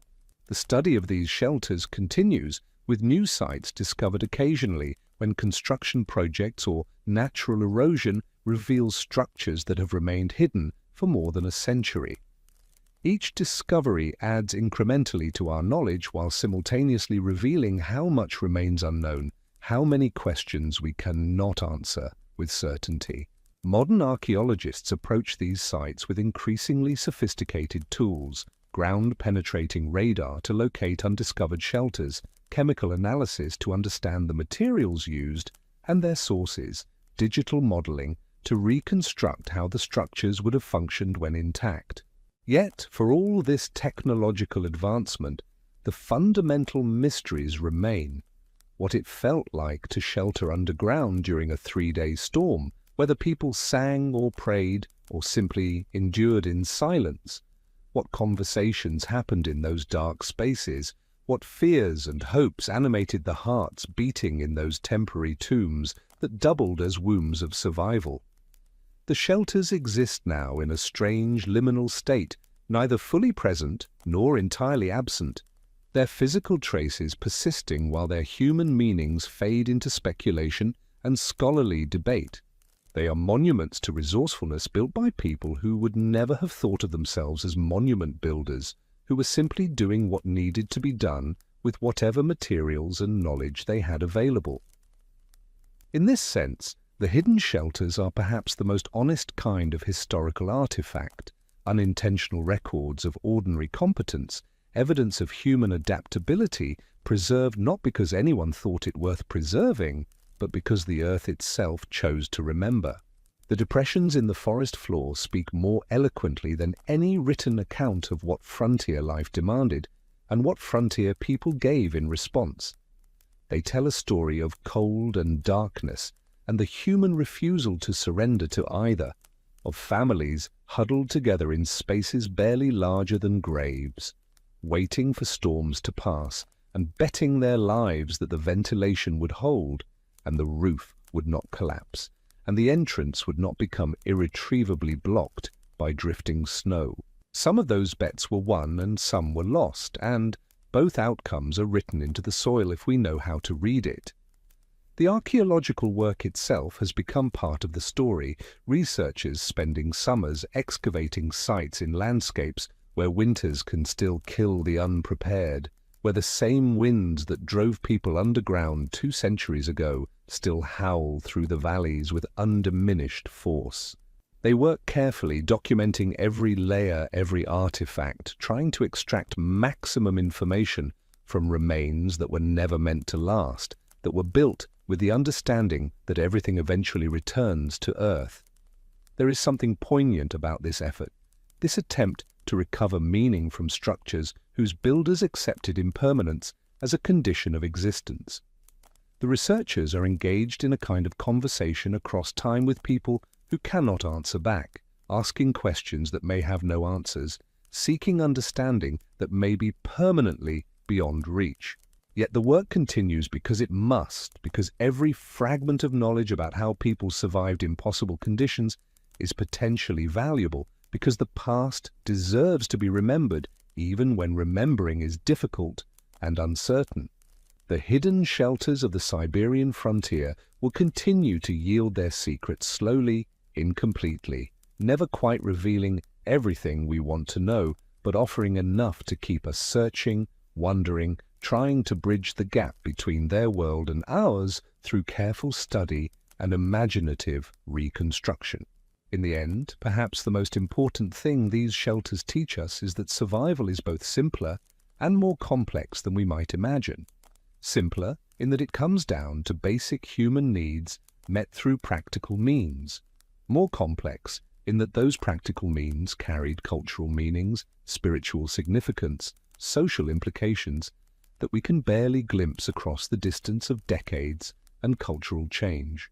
The breathing stones in the walls, the carved objects beneath the floors, the fire pits in impractical locations, all of these remind us that even in extremis, even when focused on the immediate necessity of staying alive, people created meaning, enacted rituals, maintained connections to worldviews that transcended mere physical survival. This is fundamentally what it means to be human, to never be satisfied with mere existence, to always be adding layers of meaning and significance to even the most practical activities. The hidden shelters were holes in the ground lined with bark and insulated with straw, but they were also something more: sanctuaries, temples, testing grounds, wombs, tombs, thresholds between states of being. They were all of these things simultaneously, or they were none of them, or they were whatever their builders and users needed them to be in specific moments of crisis and endurance. We cannot recover the subjective experience of sheltering underground during a Siberian storm, cannot know what thoughts pass through the minds of people crouched in darkness, listening to wind tear at the world above them, cannot fully understand the relief and gratitude of emergence into calm air after days of confinement. But we can study the structures they left behind, can document the patterns and variations, can note the care taken in construction and the thought given to details that made the difference between shelters that worked and shelters that failed. We can recognize in these abandoned refuges evidence of human intelligence applied to survival challenges, of communities sharing knowledge and individuals learning from experience, of a whole culture of preparedness that emerged in response to environmental demands that allowed no margin for error. The hidden shelters are, in their quiet way, as impressive as any cathedral or palace, monuments to human determination, built not to glorify builders or assert power over others, but simply to provide a chance at survival when conditions turned deadly. That they have largely been forgotten, that most people today have never heard of them, and those who have rarely appreciate their significance, seems somehow appropriate. They were never built for recognition or remembrance, but for use, and they served that purpose well for the generations that needed them. Now they serve a different purpose, teaching researchers and through them the broader public about aspects of historical experience that rarely make it into standard narratives, offering material evidence of lives lived at the margins of what human endurance makes possible. The story of the hidden shelters is still being written, still being excavated layer by layer from earth and silence, and it will probably never be complete. But that incompleteness is itself instructive, a reminder that history is not a finished product, but an ongoing process of discovery and interpretation, that the past contains more than we can ever fully know, but rewards every effort to understand it better. The people who built and used these shelters have been dead for generations, their names mostly forgotten, their individual stories lost to time. But something of them persists in the depressions in the forest floor, in the breathing stones still embedded in ancient walls, in the patterns of construction that reveal careful thought and hard-won knowledge. They speak to us across the years in a language we must work to understand, telling us things we need to know about resilience and adaptation, about the human capacity to face impossible conditions and find ways to endure. And in listening to that language, in trying to understand what these silent structures are telling us, we honor the memory of people who deserve to be remembered, not for any great deeds or historical significance, but simply for surviving, for doing what needed to be done with grace and competence, and an attention to detail that still resonates in the earth they shaped to their needs. The hidden shelters of the Siberian frontier are fading slowly back into the landscape from which they were carved, but while they last, they offer us a glimpse into a world where winter was not merely inconvenient, but potentially deadly, where survival was never guaranteed and always required effort and planning and a kind of practical wisdom that we, in our comfortable modern existence, can barely comprehend. They remind us that human history encompasses more than wars and politics and famous individuals, that it includes countless ordinary people doing extraordinary things simply to stay alive, building refuges we would never know about except for the accident of archaeological discovery and the patient work of researchers willing to spend careers studying depressions in forest floors.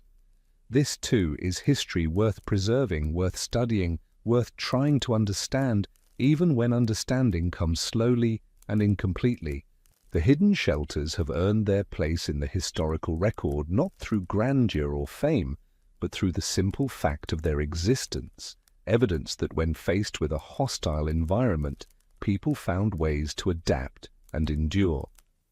That lesson resonates across time and remains relevant today, a testament to human resilience that needs no embellishment or exaggeration to be impressive.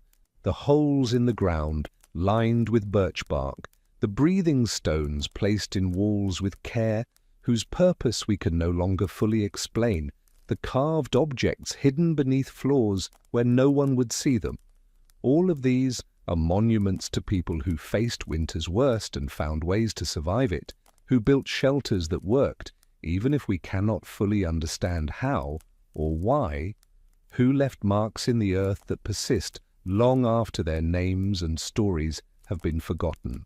In the end, that persistence is its own kind of victory, a quiet triumph over time and forgetting, a reminder that even the most humble structures built by the most ordinary people can contain mysteries worth pondering and lessons worth learning if we are willing to look closely and think carefully about what we see. Let us now turn our attention to a different kind of shelter, a different approach to surviving the Siberian winter's fury. Not all who lived on the frontier faced the same choices or the same constraints, and understanding the hidden shelters fully requires understanding what they were an alternative to, what they represented for those who built them, and what they meant in contrast to the lives of those who did not need them. The frontier was not a place of perfect equality, though distance and isolation flattened some of the hierarchies that structured life in Western Russia. There were still gradations of wealth and status, still families who commanded more resources and wielded more influence than their neighbors. These were the merchants who controlled trade routes, the administrators who represented distant imperial authority, the rare landowners who had been granted territories by the crown, the Orthodox priests who served scattered parishes, the military officers stationed at remote outposts. Their winters were different, not in kind but in degree, shaped by advantages that ordinary settlers could not access. Consider a merchant family living in one of the larger settlements, a place that might have 50 or 60 cabins clustered near a river crossing, or a strategic supply point. Their home was not a simple log cabin but a more substantial structure, built with careful attention to details that required either wealth or connections to obtain. The foundation was stone rather than simply packed earth, quarried and hauled from distant sites at considerable expense. Stone foundations meant the building sat higher off the ground, less vulnerable to moisture and rot, more stable over decades of freeze-thaw cycles. The walls were still logs, as all structures here were logs, but they were carefully selected, old-growth timber, dense and straight, properly seasoned before construction. The gaps between logs were chinked not just with moss and clay, but with oakum and tar, materials that had to be imported from hundreds of kilometers away. The roof was reinforced with additional support beams overbuilt by the standards of ordinary cabins, capable of bearing snow loads that would crush a more modestly constructed dwelling. The pitch was steeper, designed to shed snow more readily, though this meant more complex carpentry and greater use of precious materials. The windows were glass, multiple small panes set in wooden frames, an extravagance that most settlers could never afford. Glass had to be transported vast distances, packed carefully to prevent breakage, traded for at prices that reflected its rarity and fragility. But glass windows meant more light during the brief daylight hours of winter, meant the ability to see outside without opening a door or shutter and letting cold flood in.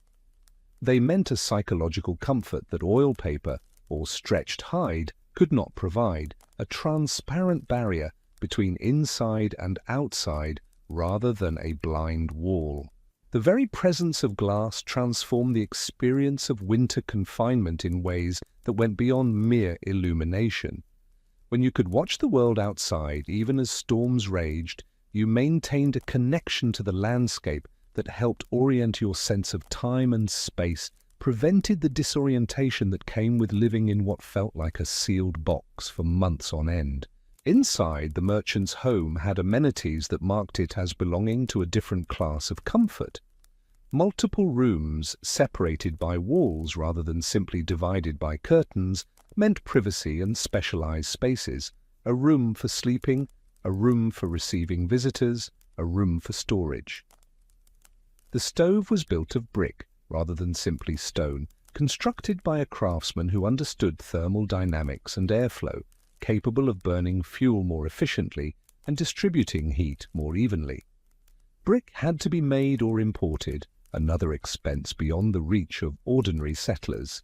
These brick stoves represented accumulated knowledge from centuries of Russian winter experience, designs refined across generations to extract maximum warmth from minimum fuel.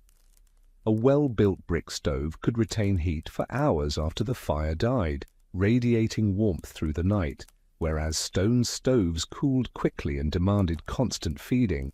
The family owned more warm clothing, furs traded from indigenous hunters or purchased from traveling merchants, felt boots and wool blankets, and leather gloves lined with rabbit fur. They had stores of food that went beyond the basics of dried fish and hard bread, preserved meats, dried fruits, honey, tea, salt, in quantities that allowed for proper seasoning rather than mere preservation. They had candles made from beeswax rather than tallow, which burned cleaner and smelled better.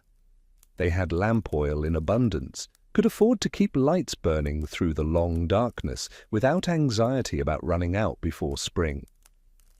The difference between beeswax and tallow candles might seem trivial to those who have never endured months of winter darkness, but it mattered profoundly to those who lived through it.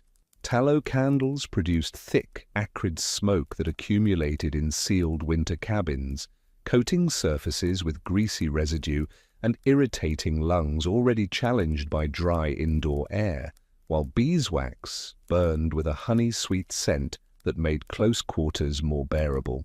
These advantages accumulated and compounded. When you are warm enough, you sleep better, which means your body can fight off illness more effectively. When you have adequate nutrition, you maintain strength through the winter rather than slowly weakening as reserves deplete. When you have light to read by and books to read, another luxury, the darkness becomes less oppressive, less psychologically taxing. The ability to read during winter confinement meant access to worlds beyond the frozen frontier, meant intellectual engagement that kept minds active when physical activity was limited.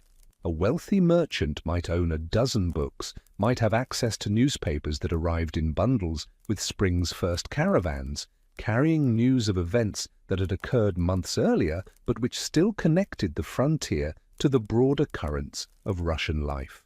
When your home is truly weather-tight, you spend less energy simply staying warm, less effort constantly tending fire and repairing gaps where wind infiltrates.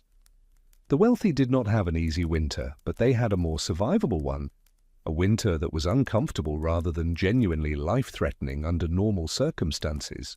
But here is the interesting thing. These wealthy families, with their stone foundations and glass windows and imported tar, generally did not build hidden shelters.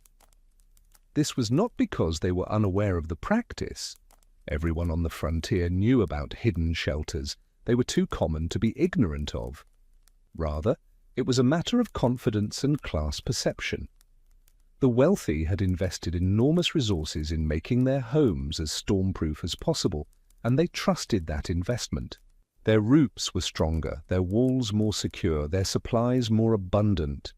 Building a hidden shelter implied that these advantages might not be enough, and that implication was uncomfortable, perhaps even insulting, to their sense of status. The psychology of this resistance ran deep, touching on fundamental questions about what wealth meant and what it could accomplish. If your superior resources could not guarantee your safety, then what was the point of having accumulated those resources in the first place? And what did it say about your judgment that you had placed such faith in material advantages that might prove insufficient when truly tested? To dig a hole in the ground and prepare to shelter there like a common settler suggested a failure of their superior preparations. It suggested vulnerability they preferred not to acknowledge. There was also a social dimension to this choice. Hidden shelters were associated with poverty, with people who could not afford to build cabins strong enough to withstand the worst storms. They were practical solutions for those who lacked better options, and the wealthy prided themselves on having better options. To build a hidden shelter would have been to admit a kinship with ordinary settlers that their social position was meant to transcend.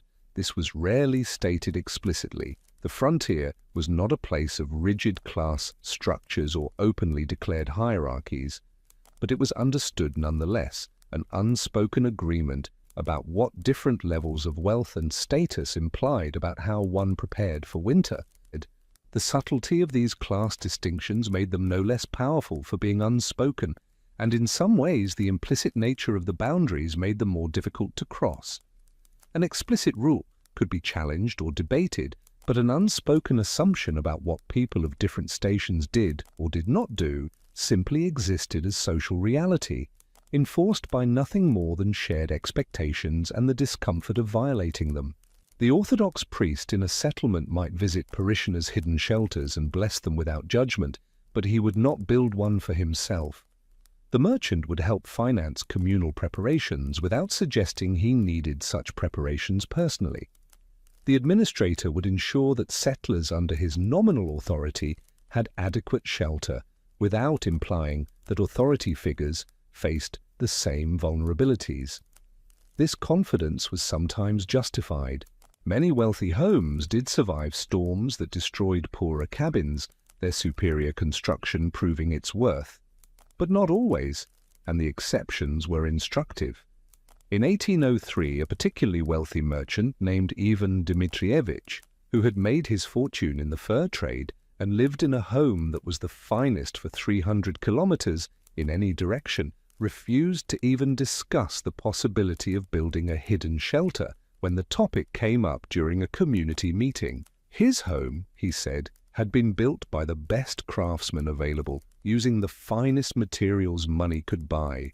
It had survived a dozen winters without significant damage.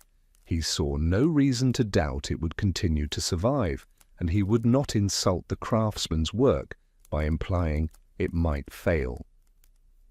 Ivan's confidence was rooted in experience that seemed to validate his assumptions. 12 winters without serious incident suggested that his investment in superior construction had been wise. But experience is a treacherous teacher on the frontier because the worst events are rare enough that their absence can be mistaken for impossibility, and what has not happened yet is not the same as what cannot happen at all. His neighbors did not argue with him. He was too important, too wealthy, too accustomed to having his opinions respected.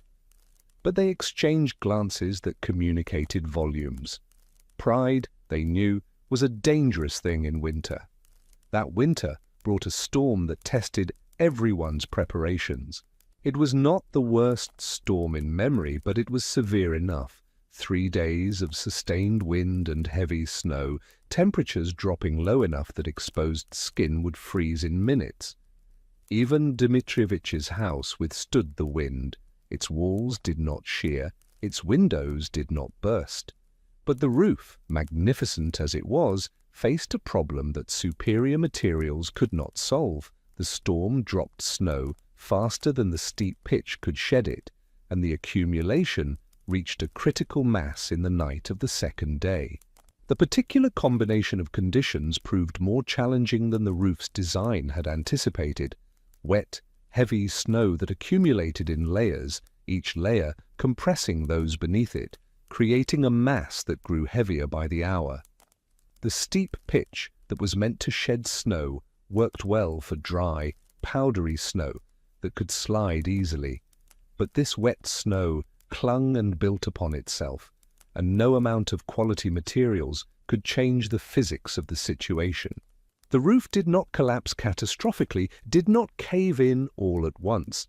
Instead, one of the main support beams cracked, a sound like a gunshot in the darkness, and the roof sagged inward on one side. Snow began to pour through the gap, not in a flood, but steadily, inevitably, and the family realized they had perhaps an hour before the entire structure might come down. They had nowhere to go. The realization must have been terrible, to understand in that moment that all the careful preparation, all the expense, all the confidence had led to this point where they faced the same desperate vulnerability as the poorest settler, but without the poor settler's refuge. The finest house for 300 kilometers offered no more protection than the crudest cabin once its structural integrity was compromised, and wealth counted for nothing against the cold wind now entering through the broken roof. Their nearest neighbor with a hidden shelter was 3 cabins away, across open ground in a blizzard that reduced visibility to arm's length. Ivan made the decision to try anyway, gathered his family, his wife, 2 daughters, a son, and they fled into the storm. They made it, barely, arriving at their neighbor's door half frozen and desperate. The neighbor, a man of modest means, who Ivan had always treated with polite condescension, opened his cabin without hesitation and led them to his hidden shelter. The neighbor's response in that moment revealed something essential about frontier character, that survival knowledge created a kind of obligation that transcended social position, that when someone needed shelter, you provided it regardless of how they had treated you in easier times. There was no mention of past condescensions, no reminder of who had looked down on whom, just the simple human decency of opening a door to those who would die without it. It was cramped with the additional people, uncomfortable, nothing like the spacious rooms of Ivan's fine house. But it was warm and dry and safe, and Ivan's family survived the night there, while his roof completed its collapse under snow that continued falling until dawn. When the storm passed and they emerged, Ivan's house was badly damaged, would require extensive repairs before it was livable again. The irony was not lost on anyone, though people were too kind to mention it directly. The kindness of that silence was itself a form of frontier wisdom, an understanding that humiliation served no purpose and that Ivan's experience was lesson enough without public commentary. Everyone on the frontier understood that they might someday face a similar moment of reversal, that circumstances could always conspire to humble even the most careful preparation, and there was no satisfaction in pointing out what was already painfully obvious. Ivan himself, humbled by the experience, hired builders that spring to construct a proper hidden shelter for his family. He never spoke publicly about his earlier confidence, but his shelter was built to the highest standards, spacious and well ventilated, stocked with supplies that reflected his wealth. Fine furs instead of rough blankets, preserved delicacies instead of basic dried fish. He could not bring himself to build a shelter as simple as his neighbors, but he built one nonetheless, and in that compromise between pride and pragmatism, a kind of wisdom emerged. Other wealthy families, hearing about Ivan's near disaster, quietly commissioned their own hidden shelters, though they rarely spoke of them in public. The story of Ivan's roof spread through the frontier network of travelers and traders, carried from settlement to settlement as cautionary tale and practical lesson. Each telling reinforced the fundamental truth that wealth without wisdom was no protection, that the finest materials poorly applied to unforeseen circumstances offered no more security than modest materials used with proper understanding of what they needed to withstand. It became a kind of open secret. The finest homes in the settlement all had underground refuges, but these were discussed, if at all, in euphemistic terms. They were additional storage spaces or cellars or auxiliary structures, never explicitly called emergency shelters, never acknowledged as admissions that wealth could not guarantee safety. This linguistic evasion preserved face while accommodating reality, a very human solution to the conflict between pride and prudence. The wealthy shelters, when they were built, reflected their owners' status in interesting ways. They were larger, of course, with more headroom and more space per person. They were better appointed, with wooden floors instead of packed earth, with proper doors instead of simple hatchways, with stoves or braziers for heat, rather than relying solely on body warmth and insulation. Some even had multiple rooms, replicating underground the spatial divisions of the homes above. But all these elaborations added complexity, and complexity in shelter design is not always advantageous. The more elaborate the structure, the more things that can potentially fail. The larger the space, the harder it is to keep warm with limited fuel. The more comfortable the appointments, the more maintenance required to keep them functional. Simple shelters, built according to Stepan's basic principles, often proved more reliable than their elaborate cousins, a lesson that played out repeatedly across the frontier. There were cases where wealthy families' shelters failed precisely because of their elaborations. The proper wooden door that warped in the constantly changing humidity of underground space and would not close properly when needed. The stove, whose chimney drew poorly and filled the shelter with smoke. The multiple rooms that created airflow problems and cold pockets. Meanwhile, the simple earth shelter, with its crude entrance and minimal amenities, performed exactly as intended, protecting its occupants through brute effectiveness rather than refined comfort. The wealthy also had different attitudes toward winter itself, shaped by their material advantages. For ordinary settlers, winter was an enemy to be endured, a season that had to be survived through careful preparation and constant vigilance. For the wealthy, winter was more of an inconvenience, a constraint on movement and commerce, a time when life became less pleasant but not necessarily threatening. They had enough food to not worry about starvation, enough fuel to keep fires burning generously, enough warm clothing to venture outside without risking frostbite in minutes. This sense of security, while often justified, could also breed a kind of complacency that made them less attentive to subtle warning signs that ordinary settlers had learned to read with precision. When servants, for wealthy families, often had servants, usually families of lower status, who worked in exchange for food and protection, warned about concerning changes in weather patterns, these warnings might be dismissed as peasant superstition rather than valuable local knowledge. When indigenous hunters passing through offered advice about preparing for an unusually harsh winter, based on animal behaviors or plant signs, wealthy families might nod politely and then ignore the advice, trusting their imported weather wisdom or their own past experience rather than knowledge systems they did not fully understand. This dismissiveness had consequences. The indigenous knowledge in particular represented hundreds or thousands of years of accumulated observation, patterns recognized and passed down through generations of people whose survival depended absolutely on reading natural signs correctly. When an indigenous hunter said that the bears were denning earlier than usual, or that certain birds had altered their migration patterns, or that specific plants were producing seeds in unusual abundance, these observations carried predictive power that no amount of imported European meteorology could match, but receiving that knowledge required humility that wealth sometimes obscured. There are records of wealthy families who ran short of firewood because they had not stockpiled as much as experienced settlers recommended, trusting that they could always purchase more from suppliers who might, or might not, be able to deliver through winter storms. There are accounts of families whose stored food proved insufficient because they had calculated based on normal winters rather than worst-case scenarios, an optimism that ordinary settlers could not afford.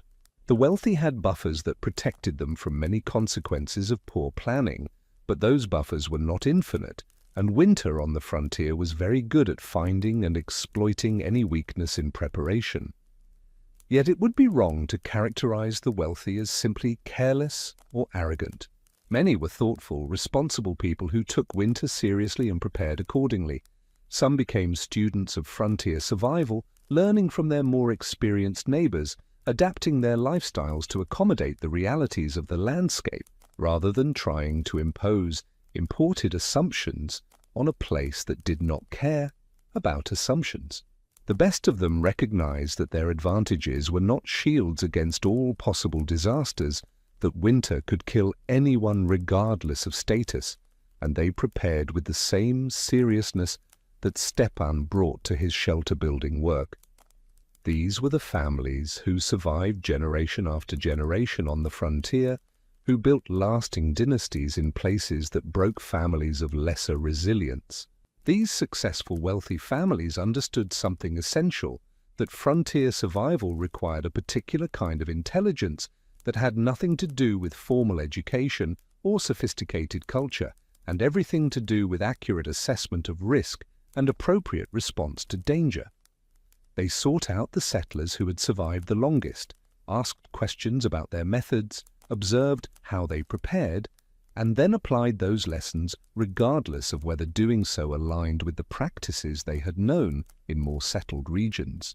The Orthodox priests occupied an interesting middle position in this social landscape. They were educated men, usually, sent from more civilized regions to bring religion to the frontier's scattered faithful. They had some access to resources through their church connections, often had small allowances that placed them above ordinary poverty.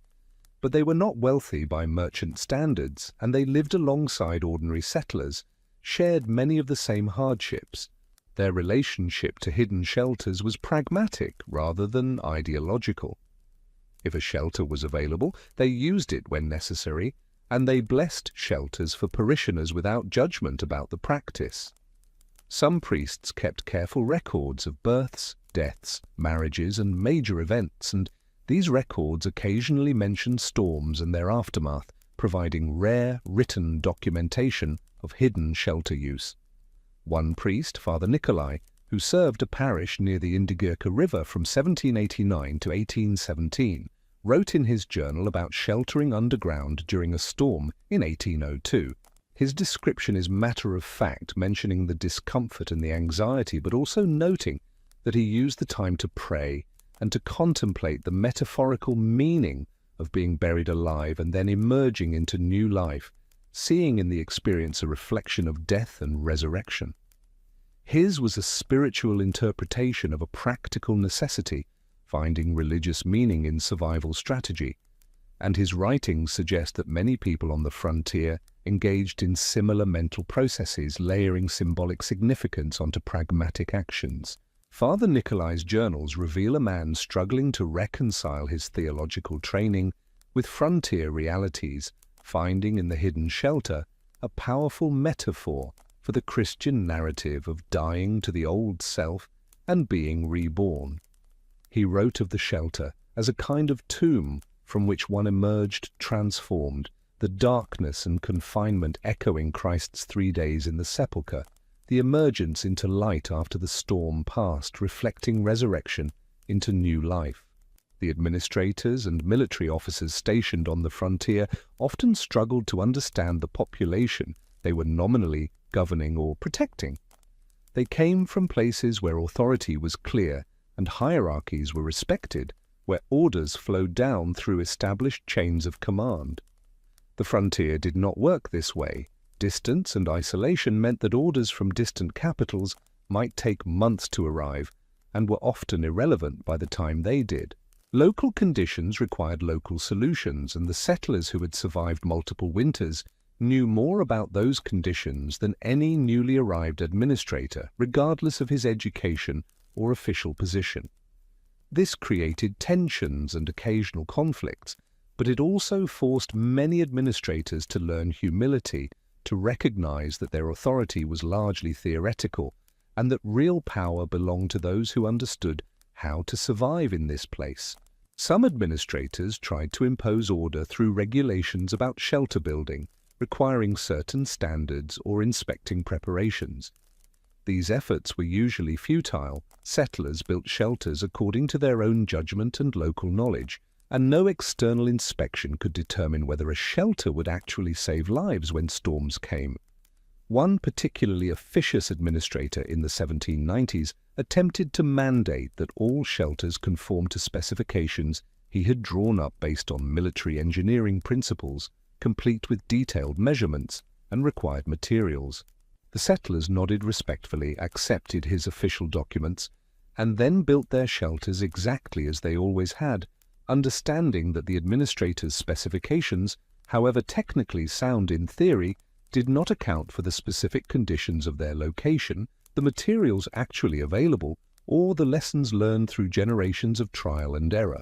The best administrators recognized this and focused instead on facilitating knowledge sharing, helping to distribute Stepan's instruction boards, or organizing communal work projects where experienced builders could teach less experienced settlers.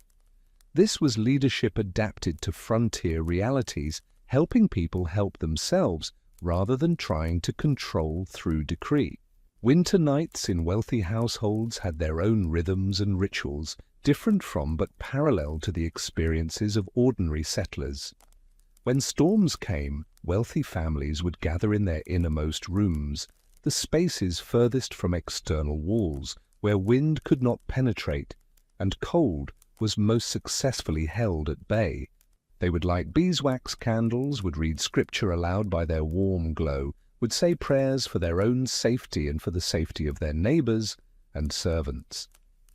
There was genuine piety in these prayers, mixed with the very human fear that came when wind howled and walls shook, and the darkness outside felt like a living, malevolent presence. Some families developed elaborate storm rituals, specific sequences of prayers and readings and activities meant to pass the time and manage anxiety. Children might be told stories, not frightening tales, but gentle narratives about saints or biblical figures, stories meant to calm rather than stimulate. Adults might play card games or chess, activities that focused the mind on something other than the storm's fury.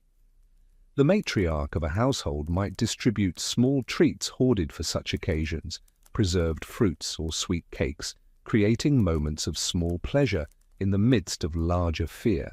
These rituals served practical psychological purposes, giving structure to otherwise formless hours of waiting, but they also reflected the cultural values and social practices that wealthy families brought with them from more settled regions. There was something both admirable and poignant in these attempts to maintain civilization's comforts in a place that cared nothing for civilization, to preserve gentility in the face of nature's raw power. The chess games played by candlelight while storm winds threatened to tear away the roof represented a kind of defiance, an insistence that human culture and refinement could persist even in the most hostile circumstances. But they also represented a vulnerability because the energy devoted to maintaining these cultural forms was energy not devoted to the purely practical concerns of survival, and there were times when that misallocation of attention had consequences. The wealthy also had more complex relationships with servants and subordinates, relationships that winter tested in particular ways. A wealthy family might have several servant families living in separate structures on their property, people who worked the household's land or tended their animals or performed domestic labor in exchange for food and some small degree of protection. When storms came, decisions had to be made about whether servants would shelter in the main house or in their own structures, whether they would be invited into the family's hidden shelter, if one existed, whether they were considered part of the household or separate from it. These decisions revealed much about the character of the family making them. Some wealthy families treated their servants as extensions of their own household, would not consider sheltering separately when disaster threatened, included servants in their emergency preparations as a matter of course. Others drew harder lines, maintained distinctions even in crisis, though this sometimes meant servant families died when their inadequate shelters failed, while the wealthy family they served survived in comfort. The frontier remembered such outcomes, and they affected how families were regarded by their neighbors.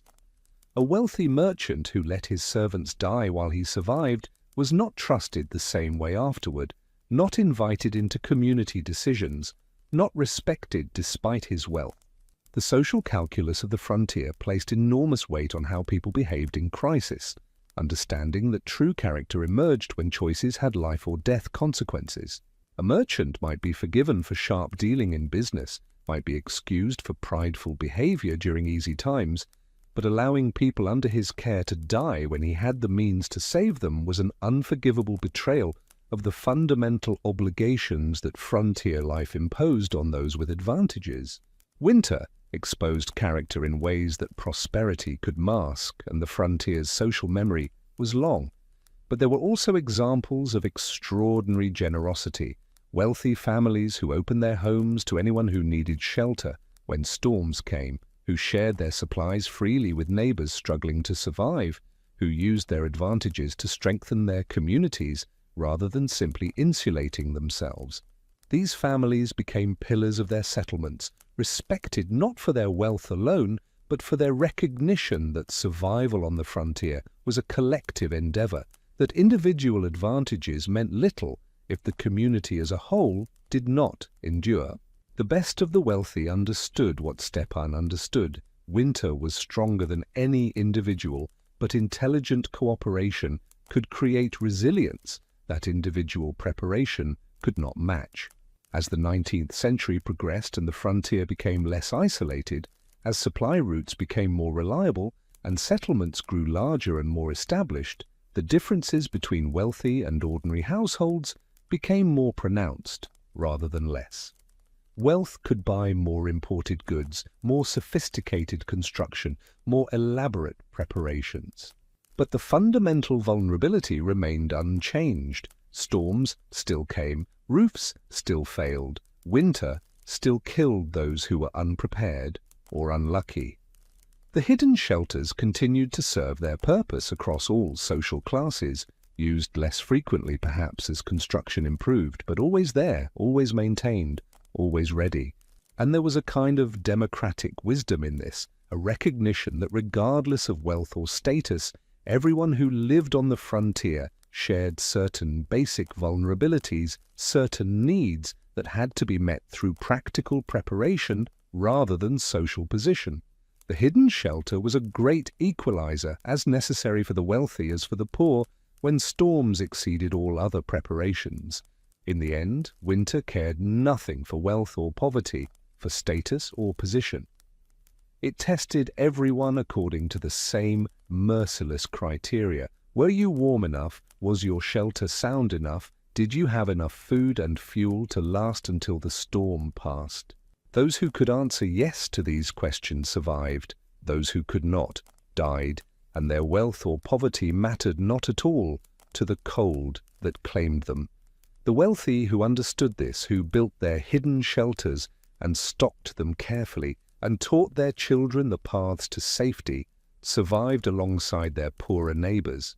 Those who trusted too much in their advantages, who thought wealth could substitute for practical preparation, sometimes learned through tragedy what Stepan had learned as a 9-year-old boy watching Pavel's frozen body carried past his door.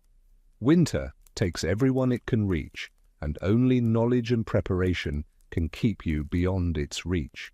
And so the frontier maintained its strange mixture of hierarchy and equality, where social distinctions mattered for much of the year, but dissolved when storms came and everyone retreated into their hidden places beneath the earth, wealthy and poor alike, huddling in darkness, waiting for the wind to stop, hoping their preparations would prove sufficient, equal at least in their vulnerability and their hope for morning's light. And so we come to the end of our quiet journey, drifting back from those distant winters to this present moment, from the cold darkness of hidden shelters to wherever you are now, warm and safe, listening to these words in comfort that the people we've followed could barely imagine. The distance between their world and ours is measured not just in years, but in the fundamental change of what survival means, what shelter means, what winter means to those who experience it. We have traveled tonight through layers of a single truth, approaching it from different angles, seeing how it shaped individual lives and communities, how it blurred in archaeological mystery and sharpened in class distinctions. That truth is simple but profound. People endure what they must endure, and they do so not through heroism or drama, but through careful preparation, accumulated knowledge, and the quiet determination to see another spring. The hidden shelters of the Siberian frontier were not monuments to human achievement, but testimonies to human vulnerability, acknowledgements carved into earth that sometimes our best plans are not enough, that backup systems and redundant preparations are not signs of fear, but of wisdom. Stepan Alexievich understood this at 9 years old, watching a neighbor's frozen body carried past his home, and he spent his life acting on that understanding, building safety into hillsides, one shelter at a time. His work saved lives he never knew about, in storms he never witnessed, for families he never met. This is perhaps the finest kind of legacy, not fame or recognition, but the quiet persistence of useful knowledge spreading and adapting and saving lives long after its originator has returned to Earth.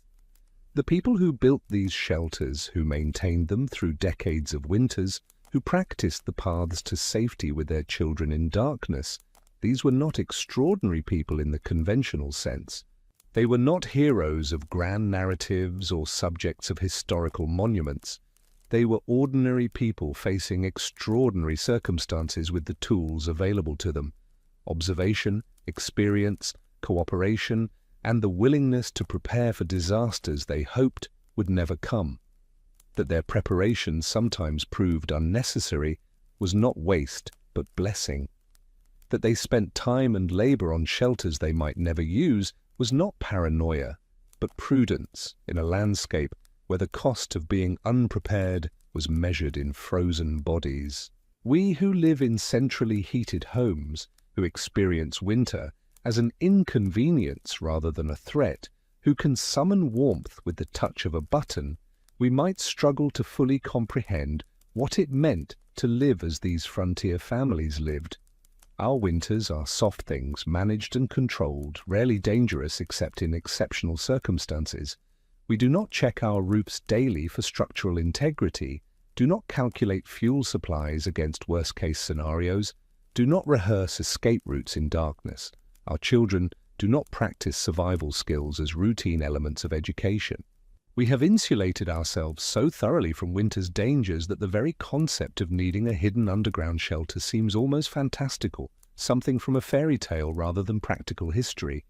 But this distance should not breed dismissiveness or the assumption that those people lived in primitive simplicity while we have evolved beyond such necessities. Rather, it should inspire a kind of respect and acknowledgement that they solved problems we no longer face because they solved them so successfully that we inherited their solutions without having to rediscover them ourselves. Every advance in building technology, every improvement in insulation and heating, every weather forecasting system and emergency response protocol, all of these rest on foundations laid by people like Stepan, who observed what failed and imagined what might work better. The hidden shelters were one answer among many to the question of how to survive in a hostile environment. They were not the only answer, not even always the best answer, but they were a good answer, one that acknowledged reality without surrendering to it, that faced vulnerability with preparation rather than denial. And there is something deeply human in that response, something that transcends the specific historical circumstances to speak to how we, as a species, approach challenges that threaten our survival. We are neither strong enough nor tough enough to simply endure through physical hardiness alone.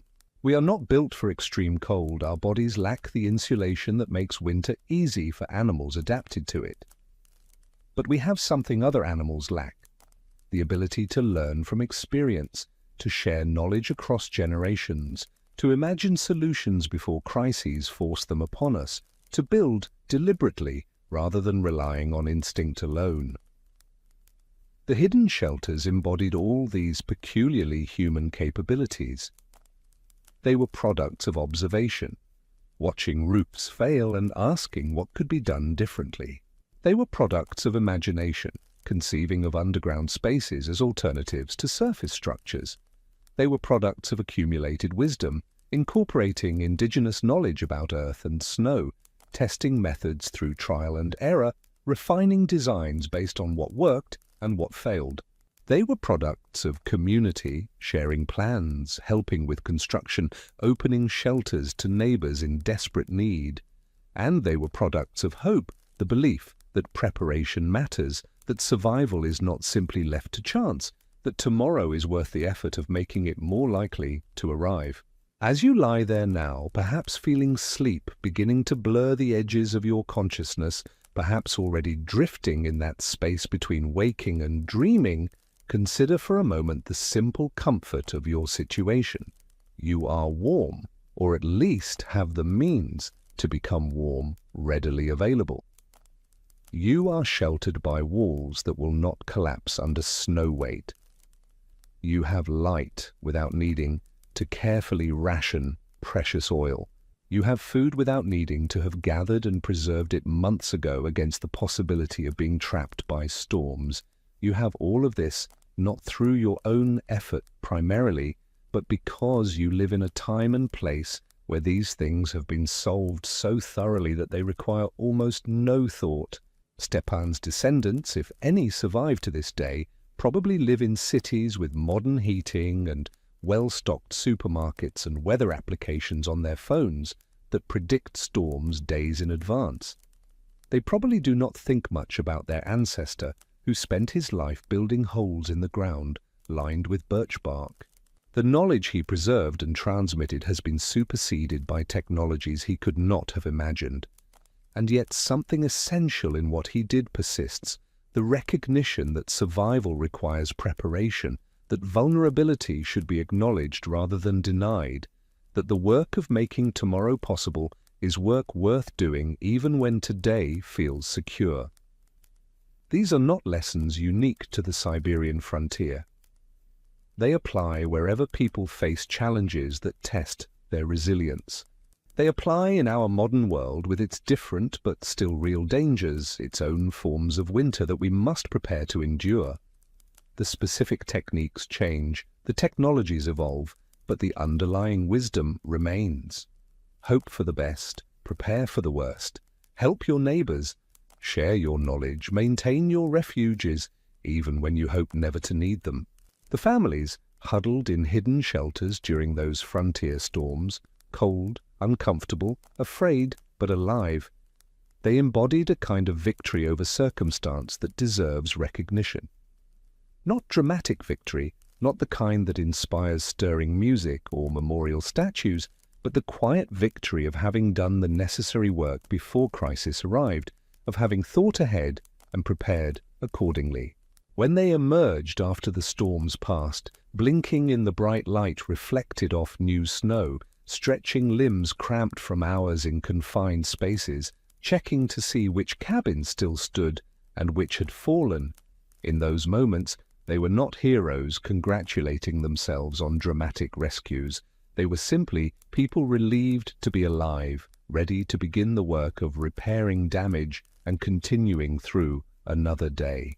The archaeological sites that mark where these shelters once existed, gentle depressions in forest floors, collapsed chambers slowly being reclaimed by earth, they are not monuments, but memory traces, physical reminders that people once lived here differently than we live, faced challenges we can barely comprehend, and found ways to survive that worked well enough to carry them through to spring, generation after generation.